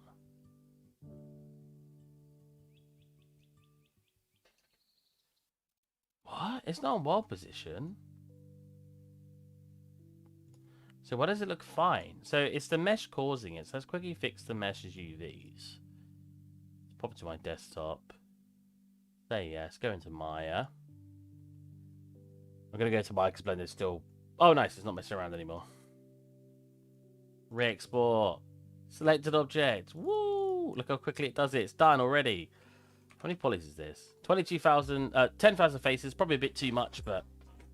As I've said many times on this stream, we're not looking for this scene to be the most optimized thing in the world. I mean, if you go into it, it's not like we're looking at really high poly stuff. Like, everything's relatively low poly. Like, look at this cupboard.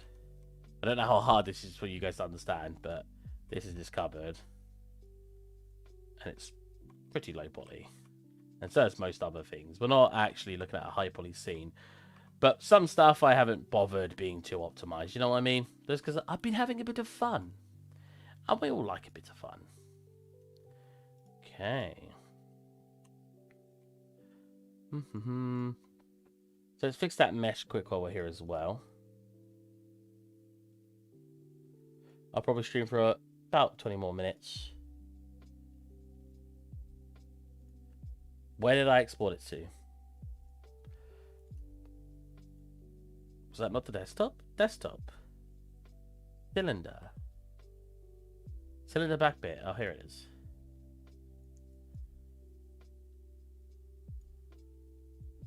I have to clear out my desktop already. I literally, about a week ago or 2 weeks ago, I cleared out my desktop. And now I've ruined it again. Alright, let's bring this in here. Oh, okay. So... What am I looking at? Okay, so...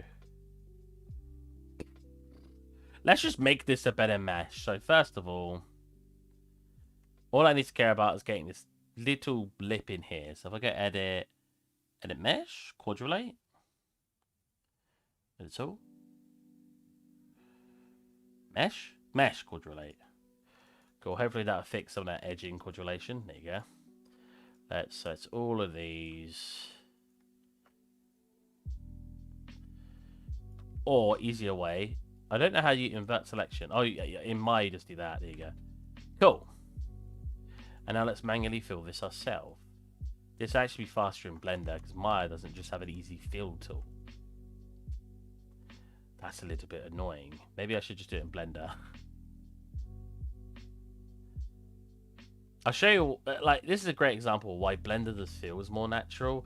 I know you guys could have said, yeah, but you could just bridged it and stuff. And merge to center, right? But Blender... Still in the back bit, right? So let's do what we just did. Which is... So first off, quadrulate. Right? Then we selected the edges. Inverted. Deleted. To get the tops and bottoms. Now... Blender, I just got to do this. Double click, press F, right? And when I get to a nice flat piece like this, we'll do it the same here. Nice flat piece like this. I just select this, and they can either fill, or I can extrude and merge center like that. Looks a bit janky, it's fine. That's just doing it because of our geometry data. There you go. And boom, we're done. I just need to delete these and re-export it down. So to make sure it's all facing outwards. Clear our seams. I said clear our seams. Why am I not being able to clear seams? Oh, that's sharpness. Clear sharp. There you go. That's why.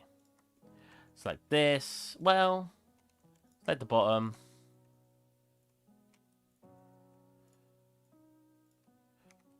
Mark seam. Select some of these parts like this. Make it a bit cleaner of a unwrap. Our unwrap page should be working in this project, right? Yeah, cool. Unwrap. There you go. I don't know why it's such a dark color. I assume that's just to do with the text report. And then boom. We've got something that looks pretty good. File. Export. FBX. Oh, chest beam. Cylinder back bit. Come back into here. Select it. Now I'm going to have to realign the materials and everything. But if we go asset. Nope. Right, I want to re-import a new material, but it won't let me. So instead, we're going to drag it in. New material, new asset. So cylinder. Get lost by cylinder back bit. Hopefully that will replace it. It does not. That is very interesting. We'll change the name slightly. I think that might be because that was originally a BSP and I converted it. There you go. It's coming with 2 materials. That's very annoying. Okay, not that one. Go back into Blender. Select it. Select it. I don't know why it's got 2 materials. Got a couple apparently. Unable to remove material slot. Oh, in edit mode, right. Delete all of them out. There you go. Re-export that. FBX. Cylinder back bit 2. Now drag delete the one we have in here. Save first. Now delete the one we have in here. Oh, save all first. This is what I suggest actually. If you delete something that you've dragged in and then delete it anyway, it will store it in memory. Because obviously when I click Control Z, it will come back. Save your project first, everything, and then do that. So that way, okay, why have our textures not loading now? Oh, they're slowly coming in. Nice. Okay. So we'll just chat over here. Right, replace that. Okay, so I want to come into here. I'm going to put on my other monitor quick, and we're going to attach this. Okay, okay.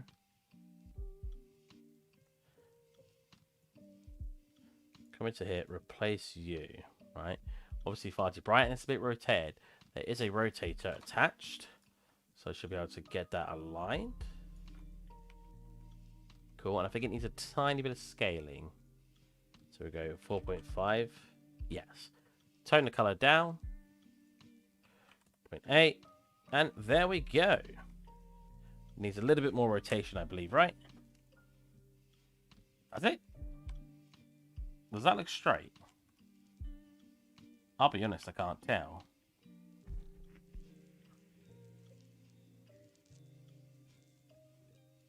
That looks more straight, right? No? Minus 0.35. Nope. Minus 0.4. Minus 0.375. That looks straight. Cool. And now it looks more aligned. When it's baked, we might still need to change the color a little bit, but that should bake a little bit better at least. I'll bump up. It's baking a tiny bit because it's a larger object. Obviously, turning up your light map resolutions will make it take a really long time. Sometimes you don't need to do it, and you can save your time. If we actually look at my light map resolutions, I've got a lot of my stuff turned up. As you can see, like this has got a high density because it's a large object. This is quite a large density. This is also quite large. A lot of stuff in here is fine. Again, the interiors are all red because they're large objects. Because wow, these are large. Why are these so large? What? They're only 64.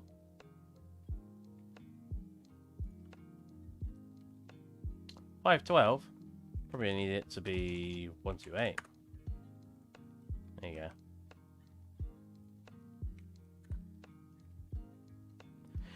When it's red, it obviously means it wants it turned down because it doesn't think it needs it. And if I'm honest, if I can save my baking time, I kind of want to.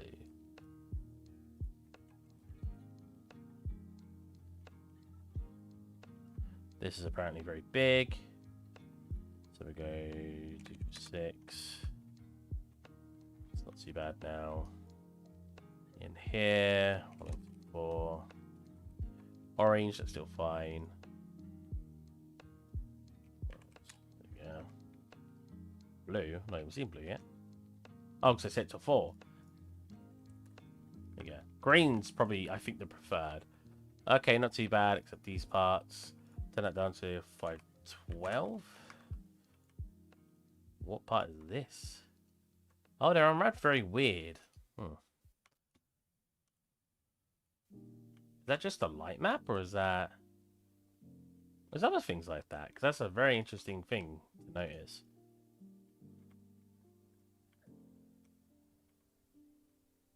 No? See, technically, these I could probably make a bit better. But I've noticed that every time I try to bake them, we get a lot of errors.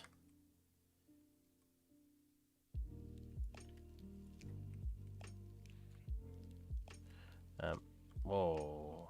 That's not too warpy.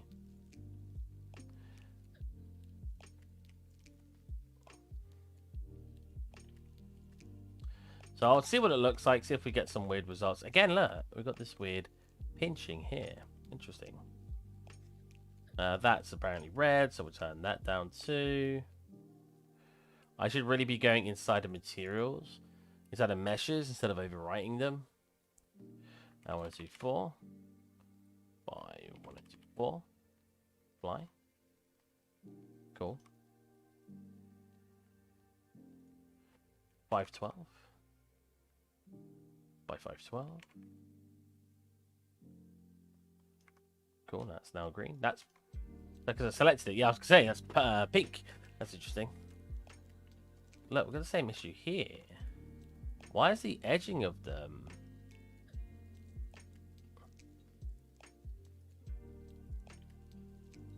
weird? Don't know.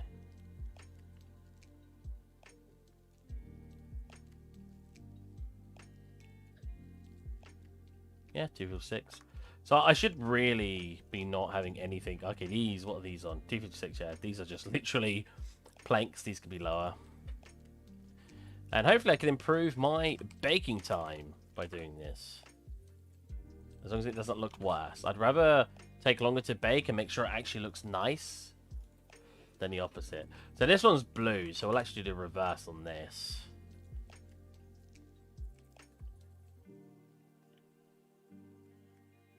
Still blue, what?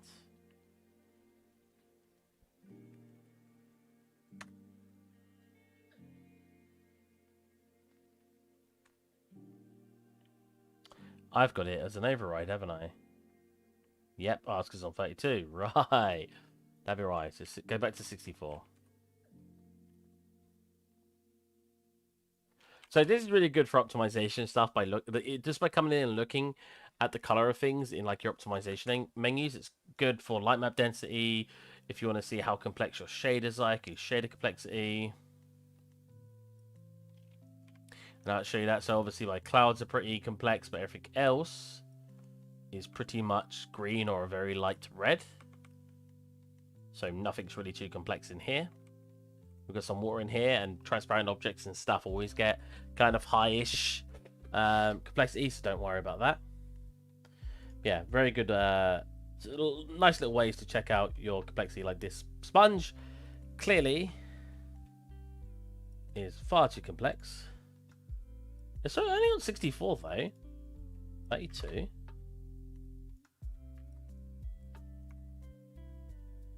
Yeah, I mean, sure. If you think it's too complex, I'll take it. Foliage.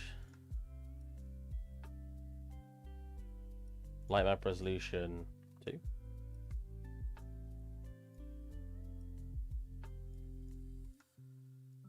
I'm selecting it still. Stop selecting it.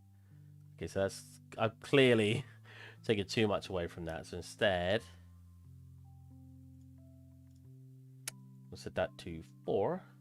This is kind of the stuff that I got to do, obviously, at work. But obviously, when you do this, it looks like you haven't done much work, if you know what I mean. The 16 goes red, but can you go in between? No. Yeah, that's fine. You're purple because you're selected, right? Yeah, cool. Cool. This is obviously pretty high.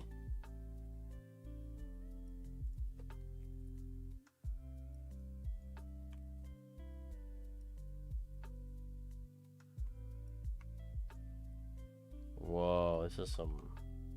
What's the... Oh my god, how many UV maps has it got? Why? So you want to use the full UV map, is that what you're using?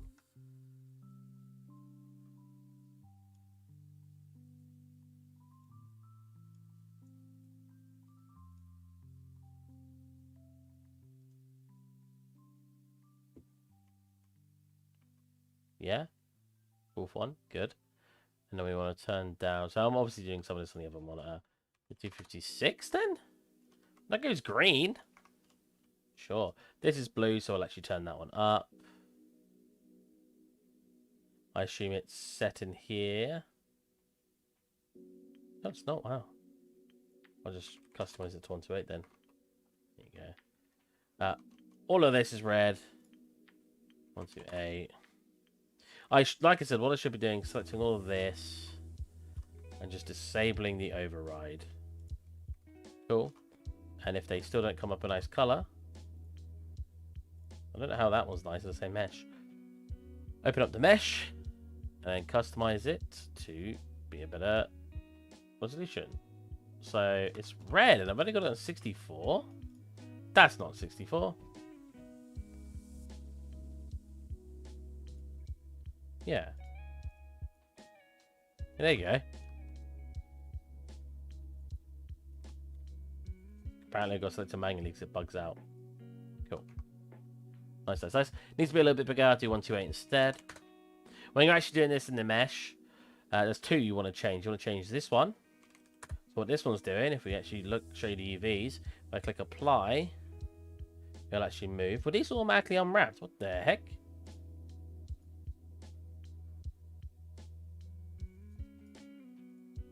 But it's an auto unwrap. I never auto unwrap. Huh. Okay. Yeah, you want to change this one because this one's the one that actually changes how close they come together. If I go to like a really extreme example, you'll see they get really pinched together. If I do the reverse and go 128 and click apply, boom, and then you actually want to come down here to actual settings. Where are they? That's the light map one there. There you go, light map resolution. You want essentially them to match, at least from what I'm aware of. Cool, it's an old air green. Now, like I said, this could bake awful, and I could have made a huge mistake. And I could go, oh, maybe I did need them to be red and have a really high resolution. But, like I said, I want it to go faster because we are experiencing very slow baking time. So if I can alleviate that a little bit, I'll be very happy.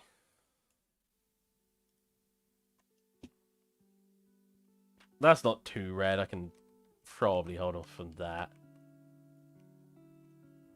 Why is there one really long one here?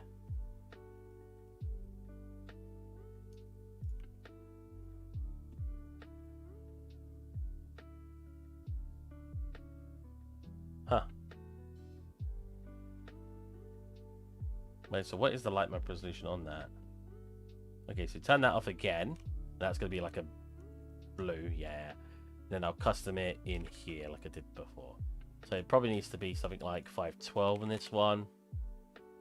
Click apply. There you go, nice green. I don't know why that's busted. Might have to fix that. And basically just do a duplicate of this. Really not sure why it's doing that. It just looks broken. I kind of want to export it. If we hold off, it means I'll probably forget. So...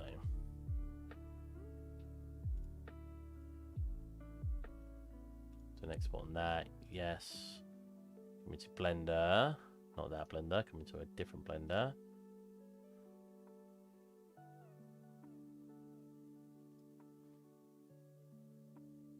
I didn't just explore everything. Wait.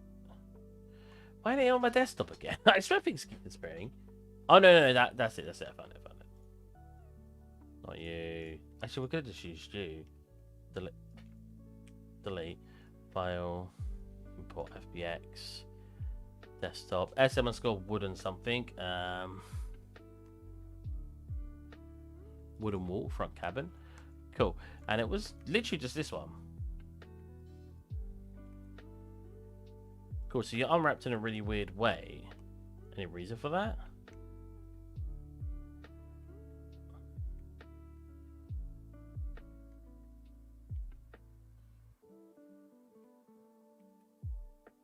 Whoa. Okay. Oh. That's what you look like, which is fine because it's got a tiling texture on it.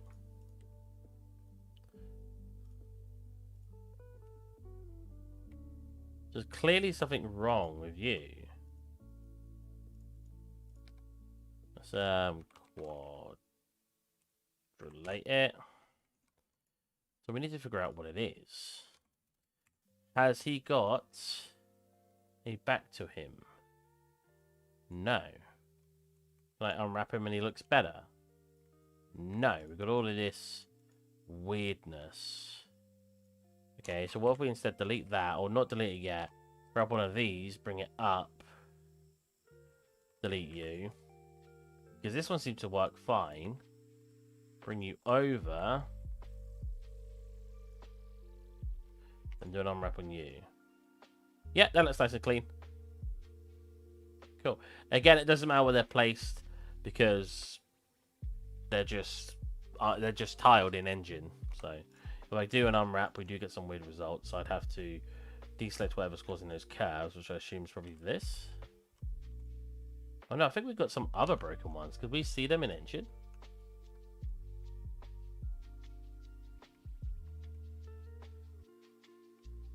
I mean, they all looked pretty... Well, that's much... Oh, that's a part of it too. Oh. Interesting, okay. Okay. Oh, the reason it's not working is it's not got any of the seams on it anymore that I've made. So that's why we're getting some weird results when I unwrap. Okay. Okay. What was if we just increase the size of that a little bit? Don't want to increase the size of everything because that'll look weird when we go to export. But let's see how that works.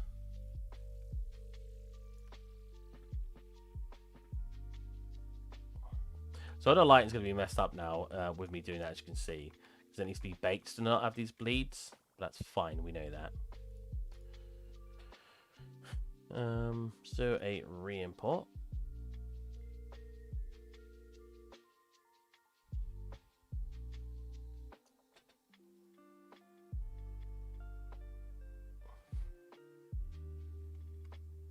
So re-import in the right location. Yeah. Let's go into our LiveStream. Yeah, there you go. Have you tried Elden Ring yet? I have, and I've already completed it. So yeah, it was great. What do you think of it so far? I thoroughly enjoyed it. Probably my favorite game for quite a long time. I'll have to be honest with you.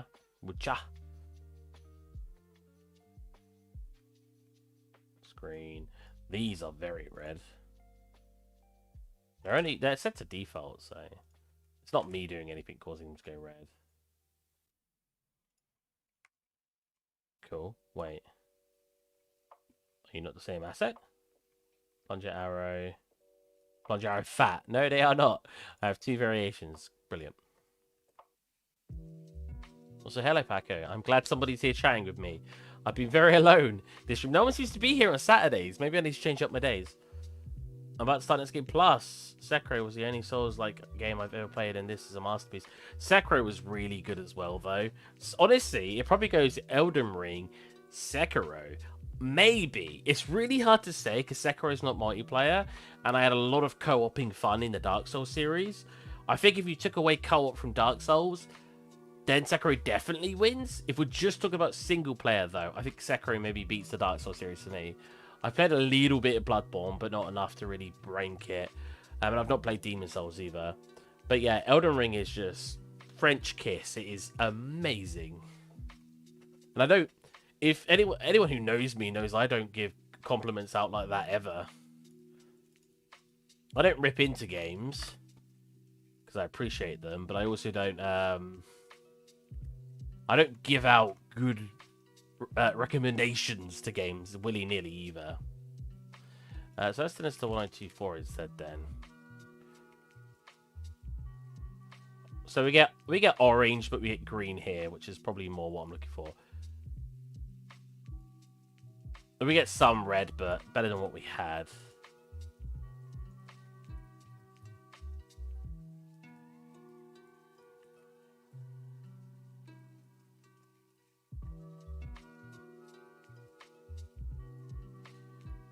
Sort these out a little bit.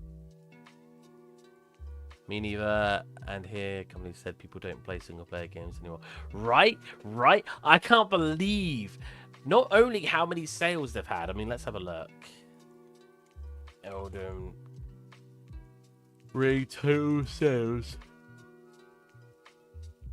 12 million. This was 3 days ago. 12 million. 12 million sales, right? How many people are still playing? So on the first week, where there was what? 1 million players, which is insane. Player count. Steam Elden Ring player count. I want to know the player count now. So we're low at the moment, but within the last 24 hours, the peak was 712,000. The all-time peak, oh, wasn't quite a million. It was, so this is just Steam, though. This is an Xbox and PlayStation. But all-time peak, 952,000. It's only dropped, and this sounds like I'm saying a lot. It's only dropped like 240,000. So about... well, roughly about 24% of its starting player base. But that's phenomenal. Like, we look at a game like Fall Guys player count. Steam.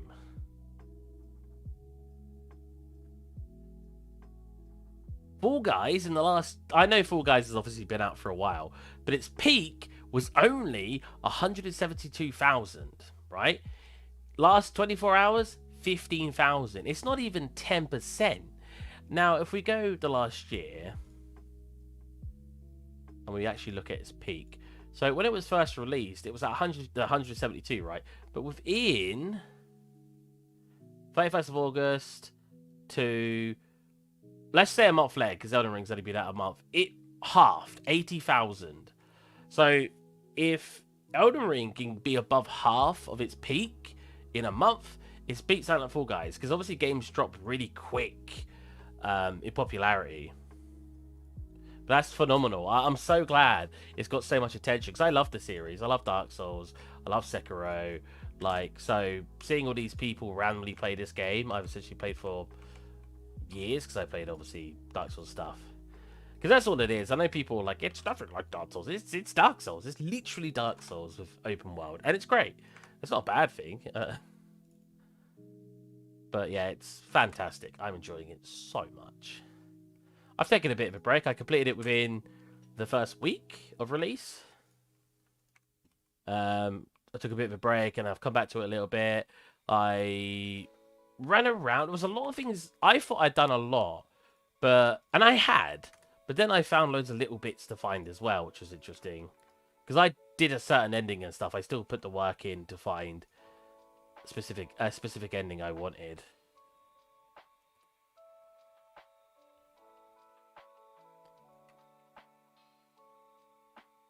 I'm hoping making all these green, because this is a lot of work.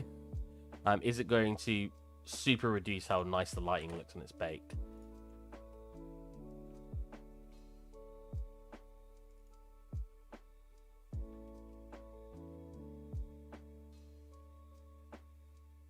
That's fine. That's fine. How is the bread still red? Unless... yeah, how is the bread still red?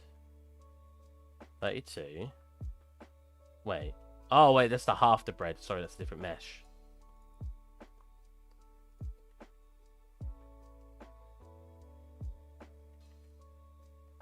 But yeah, how have you found the game? What kind of build did you do? I'm super curious. I don't know why it comes up this like extra density. That's clearly normal squares. Like the square density is not changing. So I wonder what causes it to do that. So some of my foliage are clearly way too high. What is it on for 64? So 32, 18, 16. Oh, I read that wrong. Wait, 16. Yeah, what I'm talking about.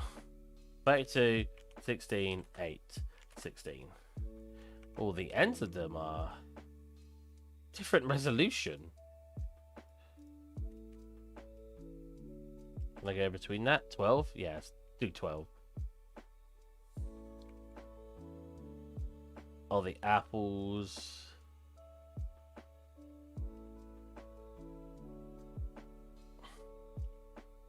$16, 8, 12, 12.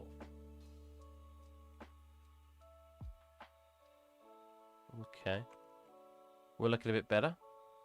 Hey, Michael Trevitt. How's it going, man? This must look great for you. I'm just literally doing oh, this is the second stick. What I should have done actually is come into here and I'm gonna do it. I'm basically just doing optimization so we have quicker baking times.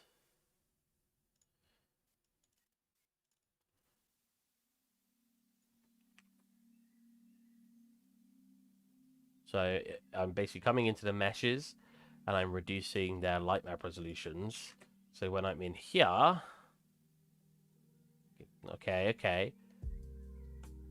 get rid of this little icon. No, wait, can I not get rid of the icon? If we could drag this away. So look, I just made that so it turns blue. Blue's too low. We want it to be green. So I gotta come into here. I change that light map resolution. And it's not changed for some reason. Interesting. Which stick is this? This one. Is that a different stick?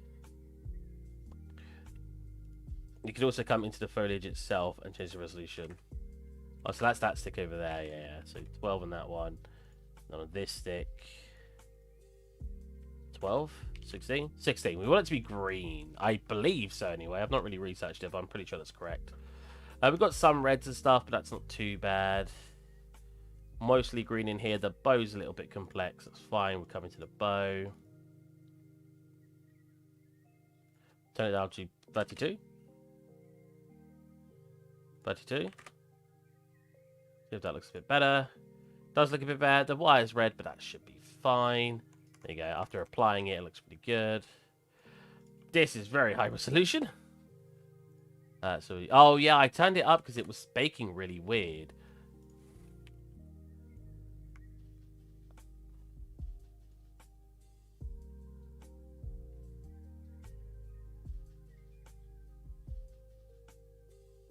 There you go, 5 toes is pretty good. Apply. Our books are apparently too high as well. And off stream, I'll do a bake and we'll see. I read what you wrote, sorry. Blood build. Apparently, blood builds are amazing. I used Moonveil before they nerfed it, and I've been trying out Melania, Melania. Yes, I know who she is. I defeated her. See, I didn't do anything OP. Nothing I used got nerfed because I ran through the game. I found a very heavy hammer, and then I completed the game with a very heavy hammer and lots of strength. And that was the entire game for me. I love running through the game with just the hammer build. In fact, when I play Dark Souls, when I want to speedrun the Dark Souls series, I go and find my favorite club, or I start as deprived, and then I just go clubbing because it scales of S in 1 and 2 and 3 when you put a hardstone on it. But I don't think it's suited for bosses. Same for Rivers of Blood. After the bug fix, 2 Ichikatanas, yeah, with the Seppuku Ash of War, yeah, and you melt every boss that has a body. Ghosts can't bleed, obviously, so that the big bonk stick. Exactly. You know what I mean? I just bonk people. I love running around with a club. Not even a big club in the previous titles. In the new game, actually, no, I lie. I went through most of the game with a heavy axe. Same principle. It was a heavy weapon that scaled with strength. But then about 3/4 of the way through the game, I found a huge hammer and I just used that.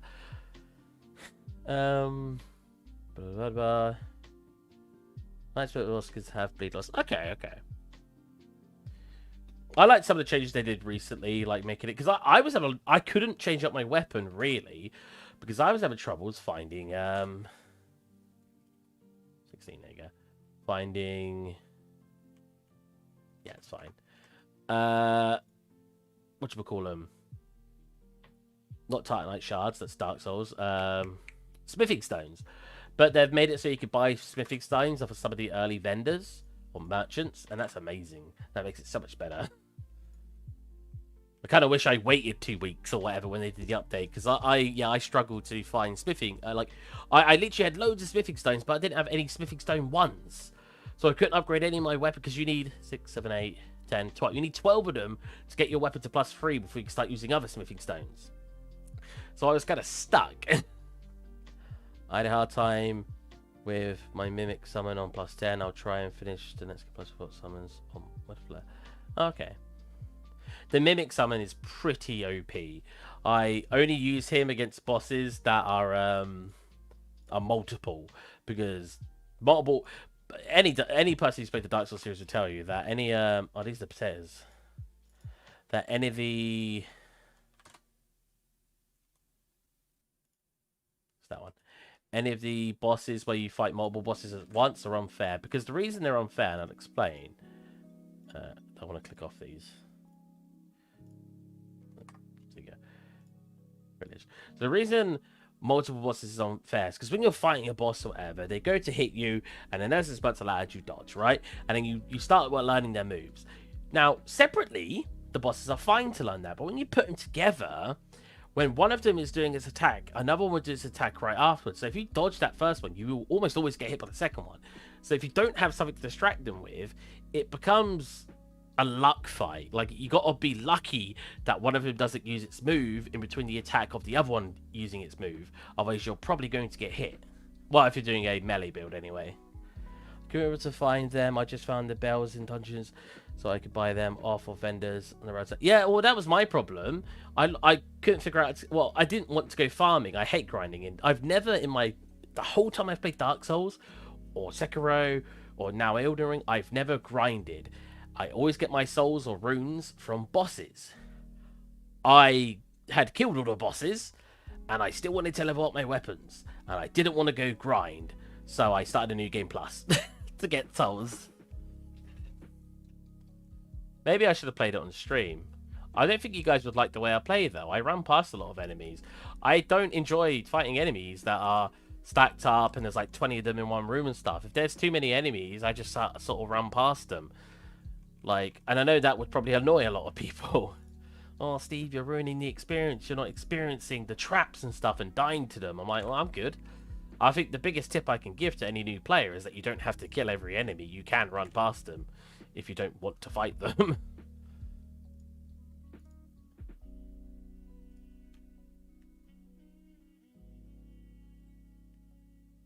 Aha, there you go.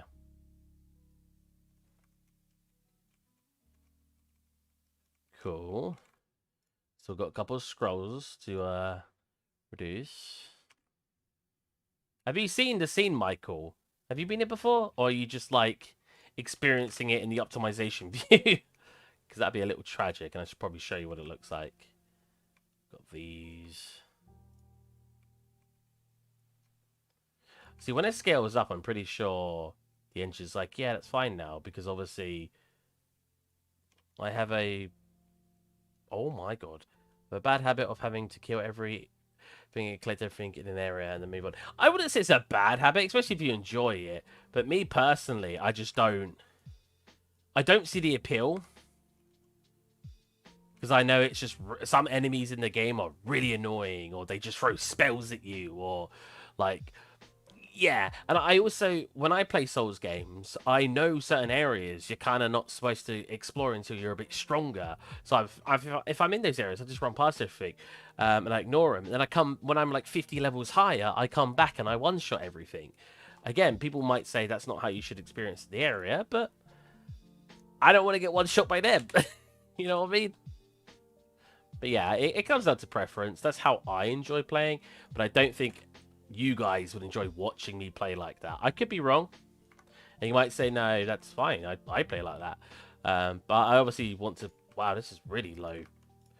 This is blue. That's terrible. No wonder why it's been coming out weird. Oh, we have a lot of blue out here. Okay.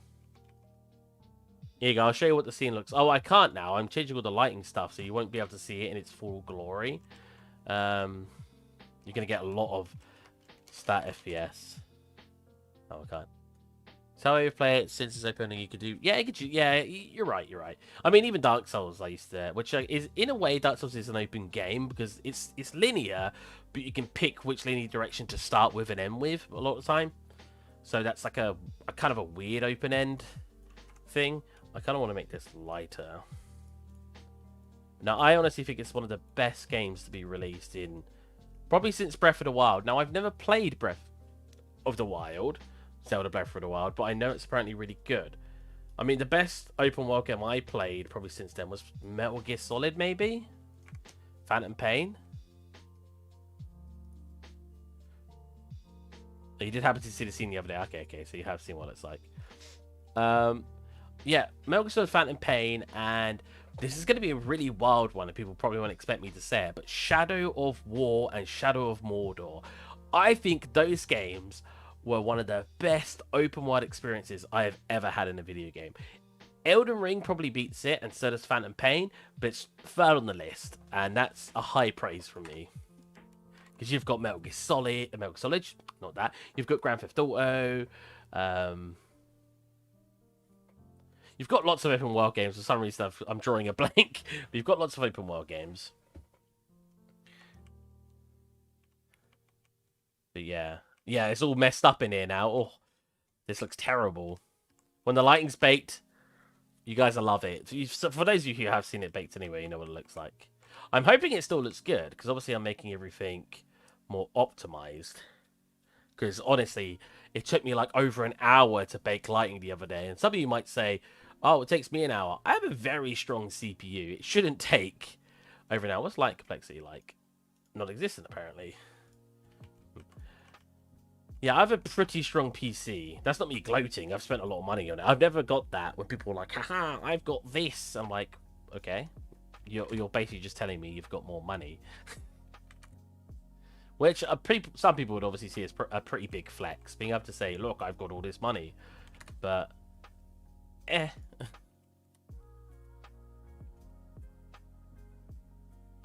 Like, great, you've got some money. Okay, so the blue stuff is very important because these I want to be green. So I want to improve their texture density.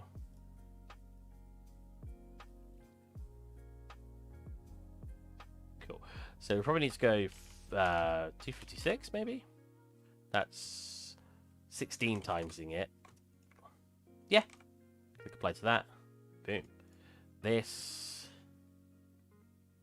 really is blue. It's blue. I have it set to 128. 256. That does surprise me. I guess it's all dependent on its scale though. So green. See, these are real. I made these really high because they weren't baking properly, but we'll see what it looks like. 512. 512 is probably already too high anyway.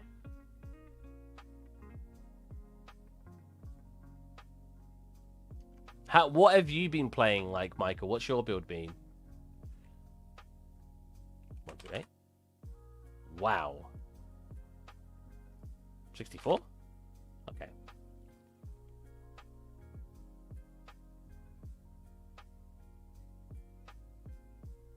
Cool. We got some blue areas. Okay.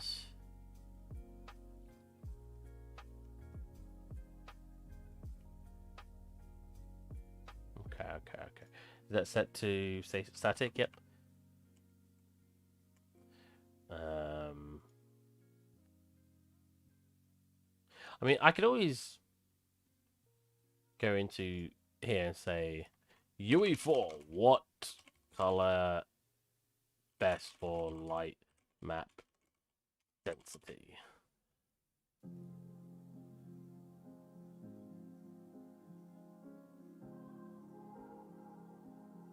How do I use light map density view mode to my advantage? Just make everything the same color, it says.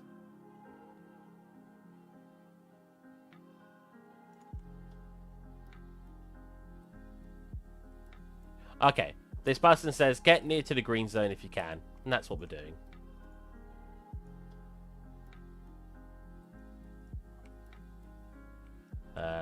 What the heck? Why is this gray?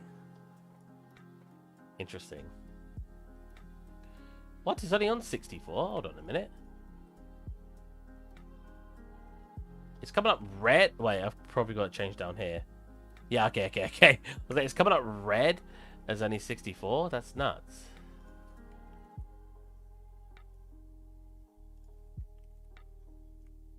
Blue. Too little. Elden Ring. At first, I was going to use sorcery, but I realized I needed to farm the intelligence to use good spells and staves that are 40+ intelligence. So I went for bleed. Everyone, I'm like the only person I know who just picked up a hammer and went ham. That's not me. That's not me telling you guys off. But I just want someone in what I did. No one seems to have done what I did. It makes me sad. So why is that coming up grey?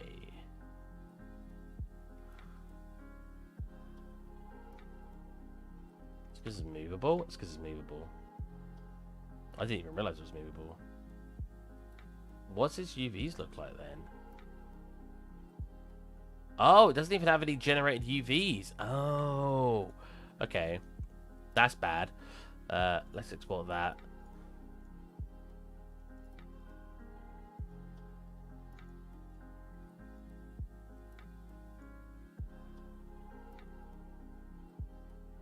I didn't pick up the bleed build until I reached endgame though. Until then, just the katana from the... So you kind of did a dex build, I guess. Well, my first build for the S3, I went for strength and faith, infusion, and a huge greatsword with lightning. Oh, I did that actually. I've done a lot of builds of Dark Souls 3. My favorite build ever in any Dark Souls game. I've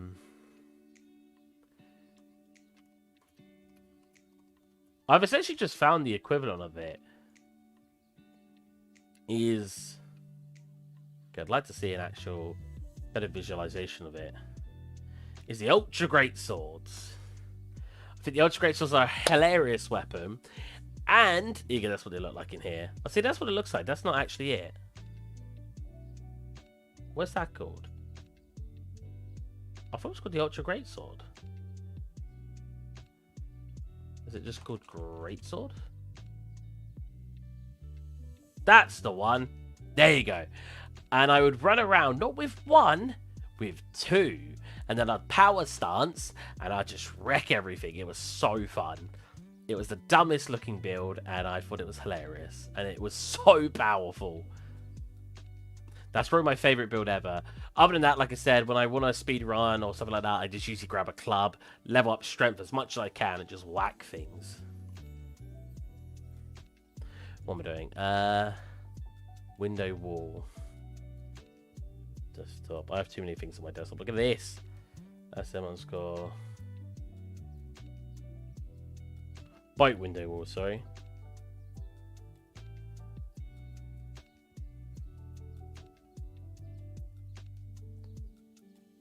There it is. Let's actually unwrap it. Yeah, for Dark Souls 2, I did a sorcery strength using 2 dragon tooths. Oh, that was infused and or imbued. That is so cool. Dragon tooth. I love the dragon tooth. Just a huge... It was kind of like a club. I mean, it was a tooth. You grabbed the tooth end and you smacked them with the hard end. Or the thick end, I guess. It's so cool. I love huge weapons. I think they... Not only do they look hilarious, I think they look awesome. And a lot of people may disagree with that sentiment, but I think it's great. That's how that unwraps, really. That doesn't look right down here. Oh, no, it does. It does. All right.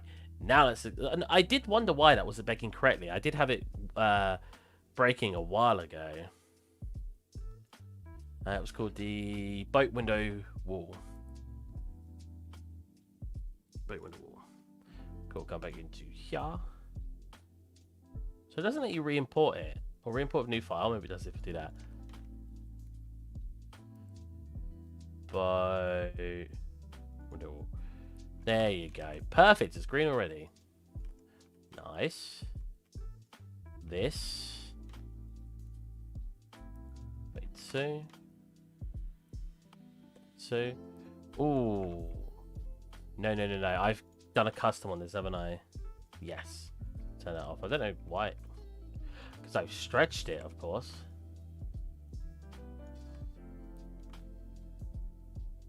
It should be fine. Why is the end red? Go back to 64 because I want the rest to be high color. You're high res. I'll just do that's an override down here. Oh, you guys are red though. You're you, aren't you? Oh no, they're combined. Yeah. Let's just go 1, 2, 8. Cool. These are blue. Interesting. What are these set to? Not as high as I thought they were. 12. Green. We want to boost these even higher than that. 6. Cool. 6. Again, I should be going into the mesh, but I'm getting a bit lazy, let's be honest. 6. Oh, so the density of this is incredibly higher. Huh. 1, 2, 8. I mean, at least it makes them a little bit less dense. That's now not dense enough. I will open that one up because it's something I don't change the scale of. Cool. It was too bad that I couldn't hold 2 chicken wing club. Oh, did you know there's a power stance actually in Elden Ring? I didn't know that for ages. You don't actually go into a stance, but if you have the 2 same weapon types in each hand and you push L1, you'll do a different moveset. I didn't know that till way after I completed it. Kind of wish I did, because that sounds awesome. I feel like it's really funny, because people say... I feel like people say that strength builds are really generic and all of this. If they were so generic, why do I seem to not know anyone who went strength build? Like I'm the only person. Well, out of my friends. And yeah, out of everyone who spoke about it that I know, like I'm the only person.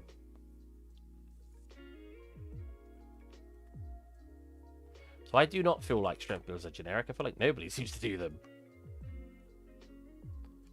We're getting there, We've got a couple of reds, but we can't really fix them.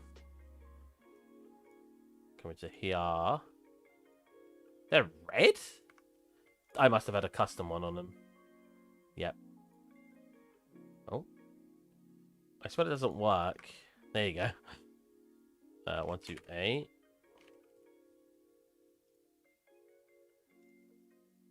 1, 2, 8. There you go, green. Nice. Gonna change that one manually in here. Green. Bed is clearly way over the top. So we'll go 5, 12. I've clearly changed it customly. Yep. Because it's only got 64 on here. It's still red. I haven't applied my changes yet. Still red. We'll go 256 then. That's good. Why am I... my bad's got an override, but they do. Yep. Cool. You've not got an override, but you're only at 32, so I feel kind of bad lowering you anymore. You need an override. Or 32 maybe? That's good. I know that I've placed some of those around the map, so I should probably again change that.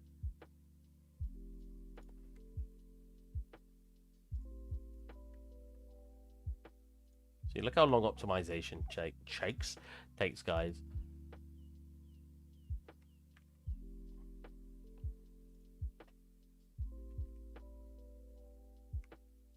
So I guess the custom override is really good. For example, here, because this mesh is also down here, and it's green, but I've got a small and shrunk down version here. So in the small and shrunk down version, I can lower its res. So there's floor.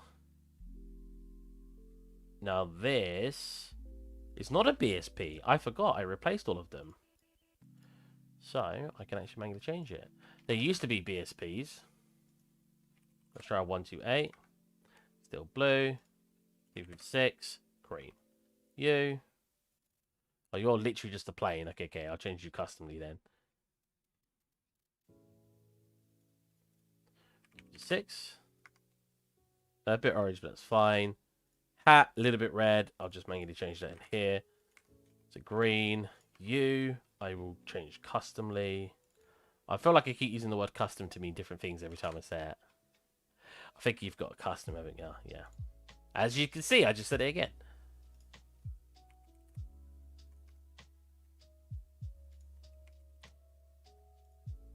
Cool. The doors. Why does it not apply it instantly? It just lowered it down to 64, but it's not going to show me that until I change it in here.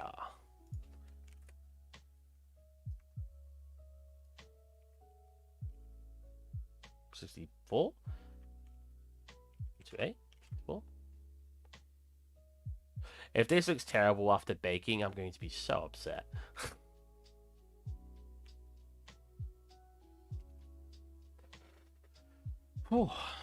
Okay, so there's lots of oranges. We got a red still here. That being changed here. It has.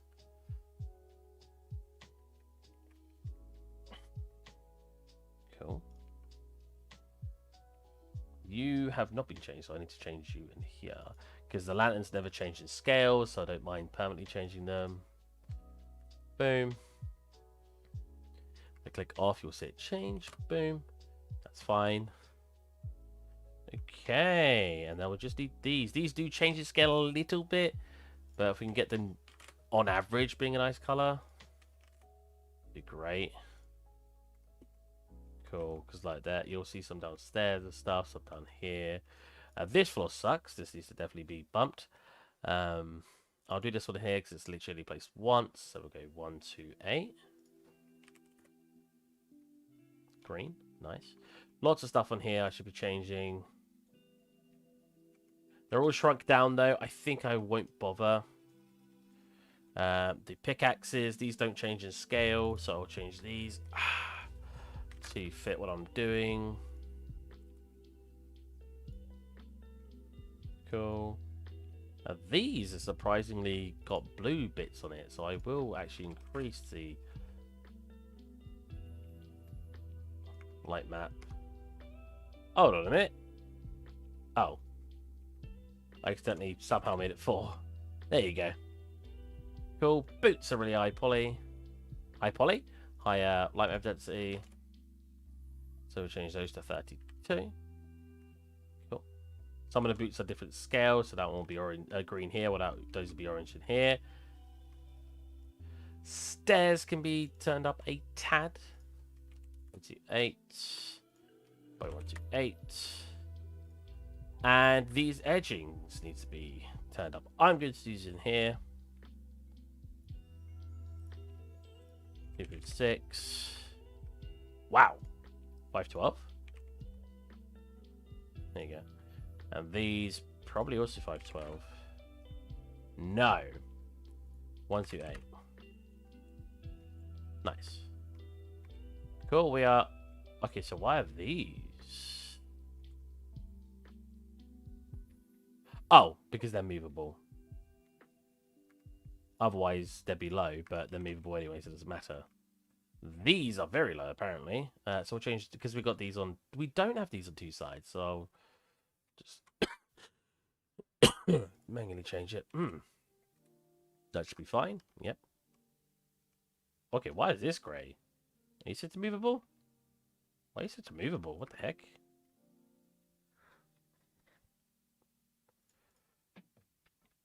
I know how exciting this must be to watch. Don't worry. Don't worry, the stream's going to end soon. That sounds horrible. Stream will end soon.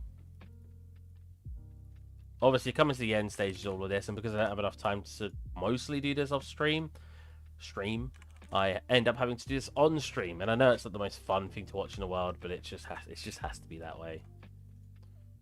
This is stretched like hell. Oh my god. I guess I'm just going to sell that. Is that just a cylinder? That's not being unwrapped properly at all.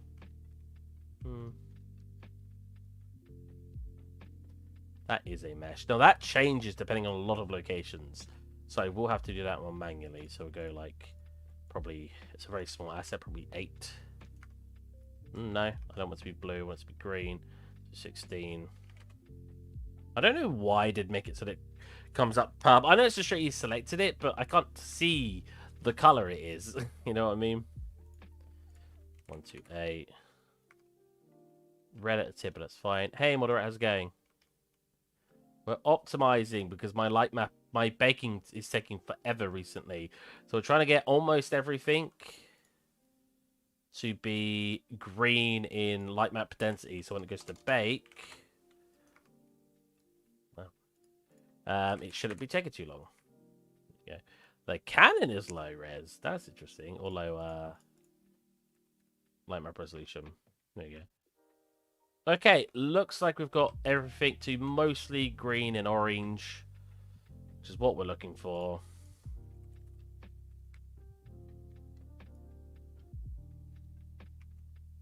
I've not seen the light map, but it's pretty neat. I'm doing a lot of these that you're watching now. Whoops, manually. I'm going into their separate placed asset details, whereas you can actually just click oh, that's the material. Click the mesh, come into here, and then change it in here. Usually you want to change this one and this one. And after you change that, you'll see your squares for the light map baking will get bigger. If I go into the override, you can see basically the same thing. So if I go 512, you see they get a lot smaller. See that? Whoops, see that? Wow, how fast is my camera? There you go. So if you look, it's not purple, red, which is usually bad. Make them a lot bigger. Green. And yeah, I'm pretty much just going around. Assets that I know have been placed several times. I'm basically just taking down the asset itself. Oh, wait. The first photo doesn't save unless I click apply. Yeah, there was quite a lot of red. Like a lot of the large assets were red. They were like that intentionally, but I don't want to be spending as long as I was spending baking. So if it does look equally as good, not being red. I mean, this could mess it up. I might have to go back into this. I'd have to make everything orange. Green might not be enough. The shadows might be... I mean, I read that green was good. So... But who knows? I'm obviously experimenting and we'll see what kind of results we get. Over in there. Cool. So pretty good now. We can't really do anything here. I don't really know why that's a lot higher density than that, but it's fine. So yeah, we got mostly everything down to a more reasonable light map density. Look at the flame.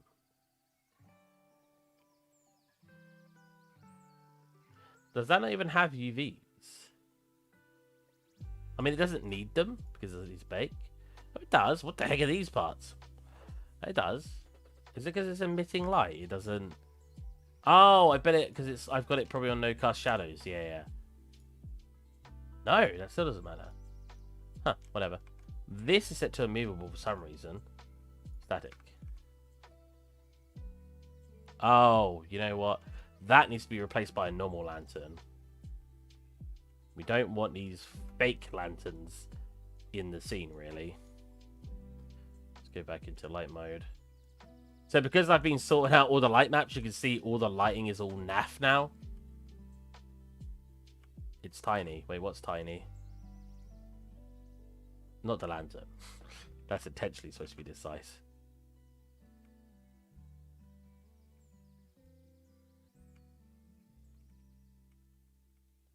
Oh wait, where's the... There's supposed to be a nail in the wall. The flame. It's supposed to be tiny. It's just on the candle.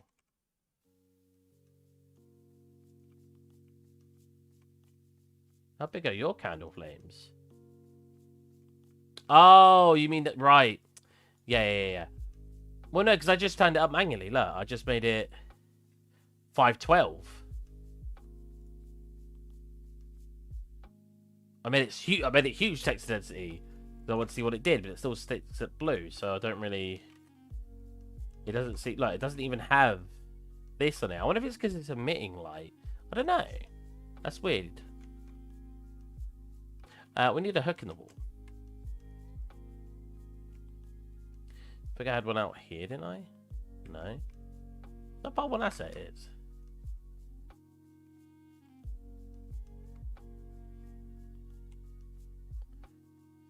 Have we got a hook?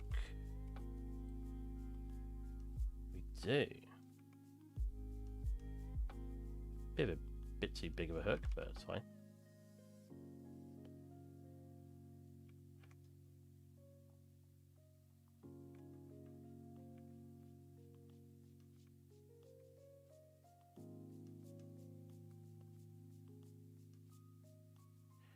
Yeah, but I said, did I not just click static? I click static. I think it's probably because it's emitting light. Oh no, and I bet it's because the material is set to unlit. Yeah, it's probably because the material is set to unlit. That's my assumption. Like if we were to throw this onto something else, I bet it would do the same thing. Because I know why things are grey. When it's not movable, they're grey. But I bet if I... Yeah, there you go. When you make something unlit, it has that. Which makes sense, because obviously unlit doesn't receive lighting. That shouldn't be set to immovable, should it? It's really annoying. Because, yeah, that's just been made up of, like, crappy things. What I'll do instead is I'll actually grab a mesh for it. Probably this.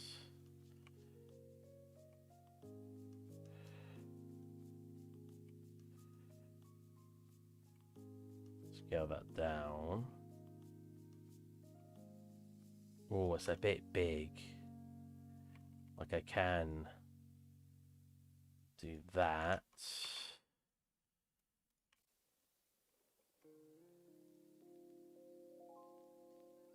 But then we got really far in this side.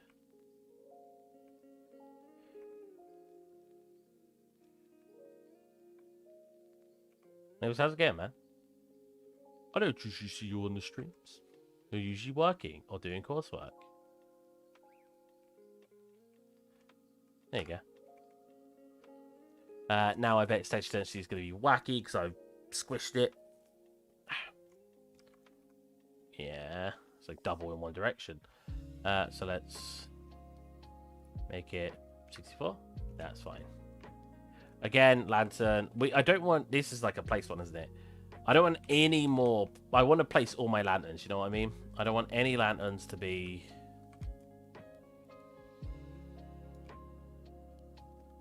That needs to be half the size. I don't want any of the lanterns in the environment to be stuff that's come from Explore Out as one set. I want it all to be placed. It's fine. A little bit red, but it's fine. Okay, and that should be good. Taking the week off from uni. Okay. Nice, okay. Anyways, I know you've just shown up, but I have been streaming for almost 3 hours, so I am going to pop off. I actually told someone I'd be doing something with them at 10:30, so I'm already almost an hour late. So, yeah, you should have timed your bake before so you can compare. You're right, I should have done. But I'm going to bake... I'll notice if it's much faster, because of how long it was taking. Seems like you may have increased some. What, some of the light map? If you saw earlier, trust me, I've sorted it out quite significantly. I haven't checked certain places, actually. Yeah, I was going to say, I haven't checked here.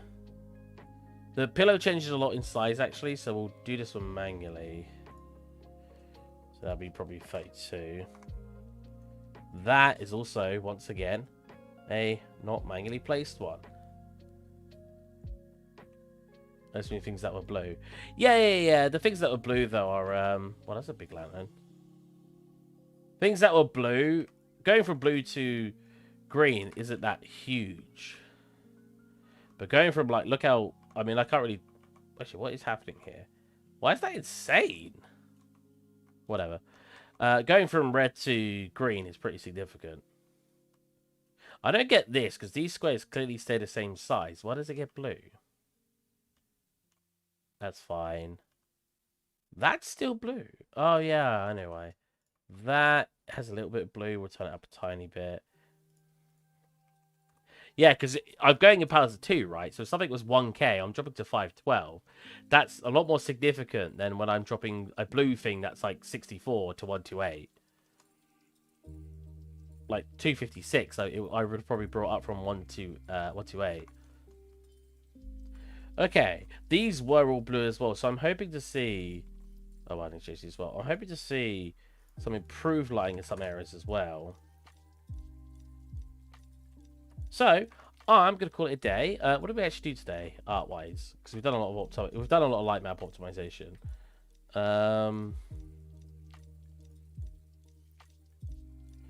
Oh, we didn't get the steering wheel done. We modeled a new steering wheel. Not that one. And not this one. And not this one. I had a lot of stuff open. But this one. We got a new steering wheel done. And I just want to throw it at the front of the boat and place some assets around it. Literally exponentially, yeah. Looks good unbaked. Well, it looks good outside unbaked, sure. Because a lot of the stuff being hit here is with directional lighting that I've got as movable. But going into here, yeah. A lot of stuff in here you can tell does not look right. Compared to what it's supposed to. Anyways, again, I'm going to call it a day. I will add images to our Steve's progress to show you what it looks like when it finally get it baked by tonight. So yeah, I will catch you guys next Friday. Again, as I always say, if I feel up for it, I will randomly stream during the week. But I will almost certainly stream on the Friday and the Saturday like I do every week. So again, hope you guys enjoyed, and I'll catch you guys next time. Bye.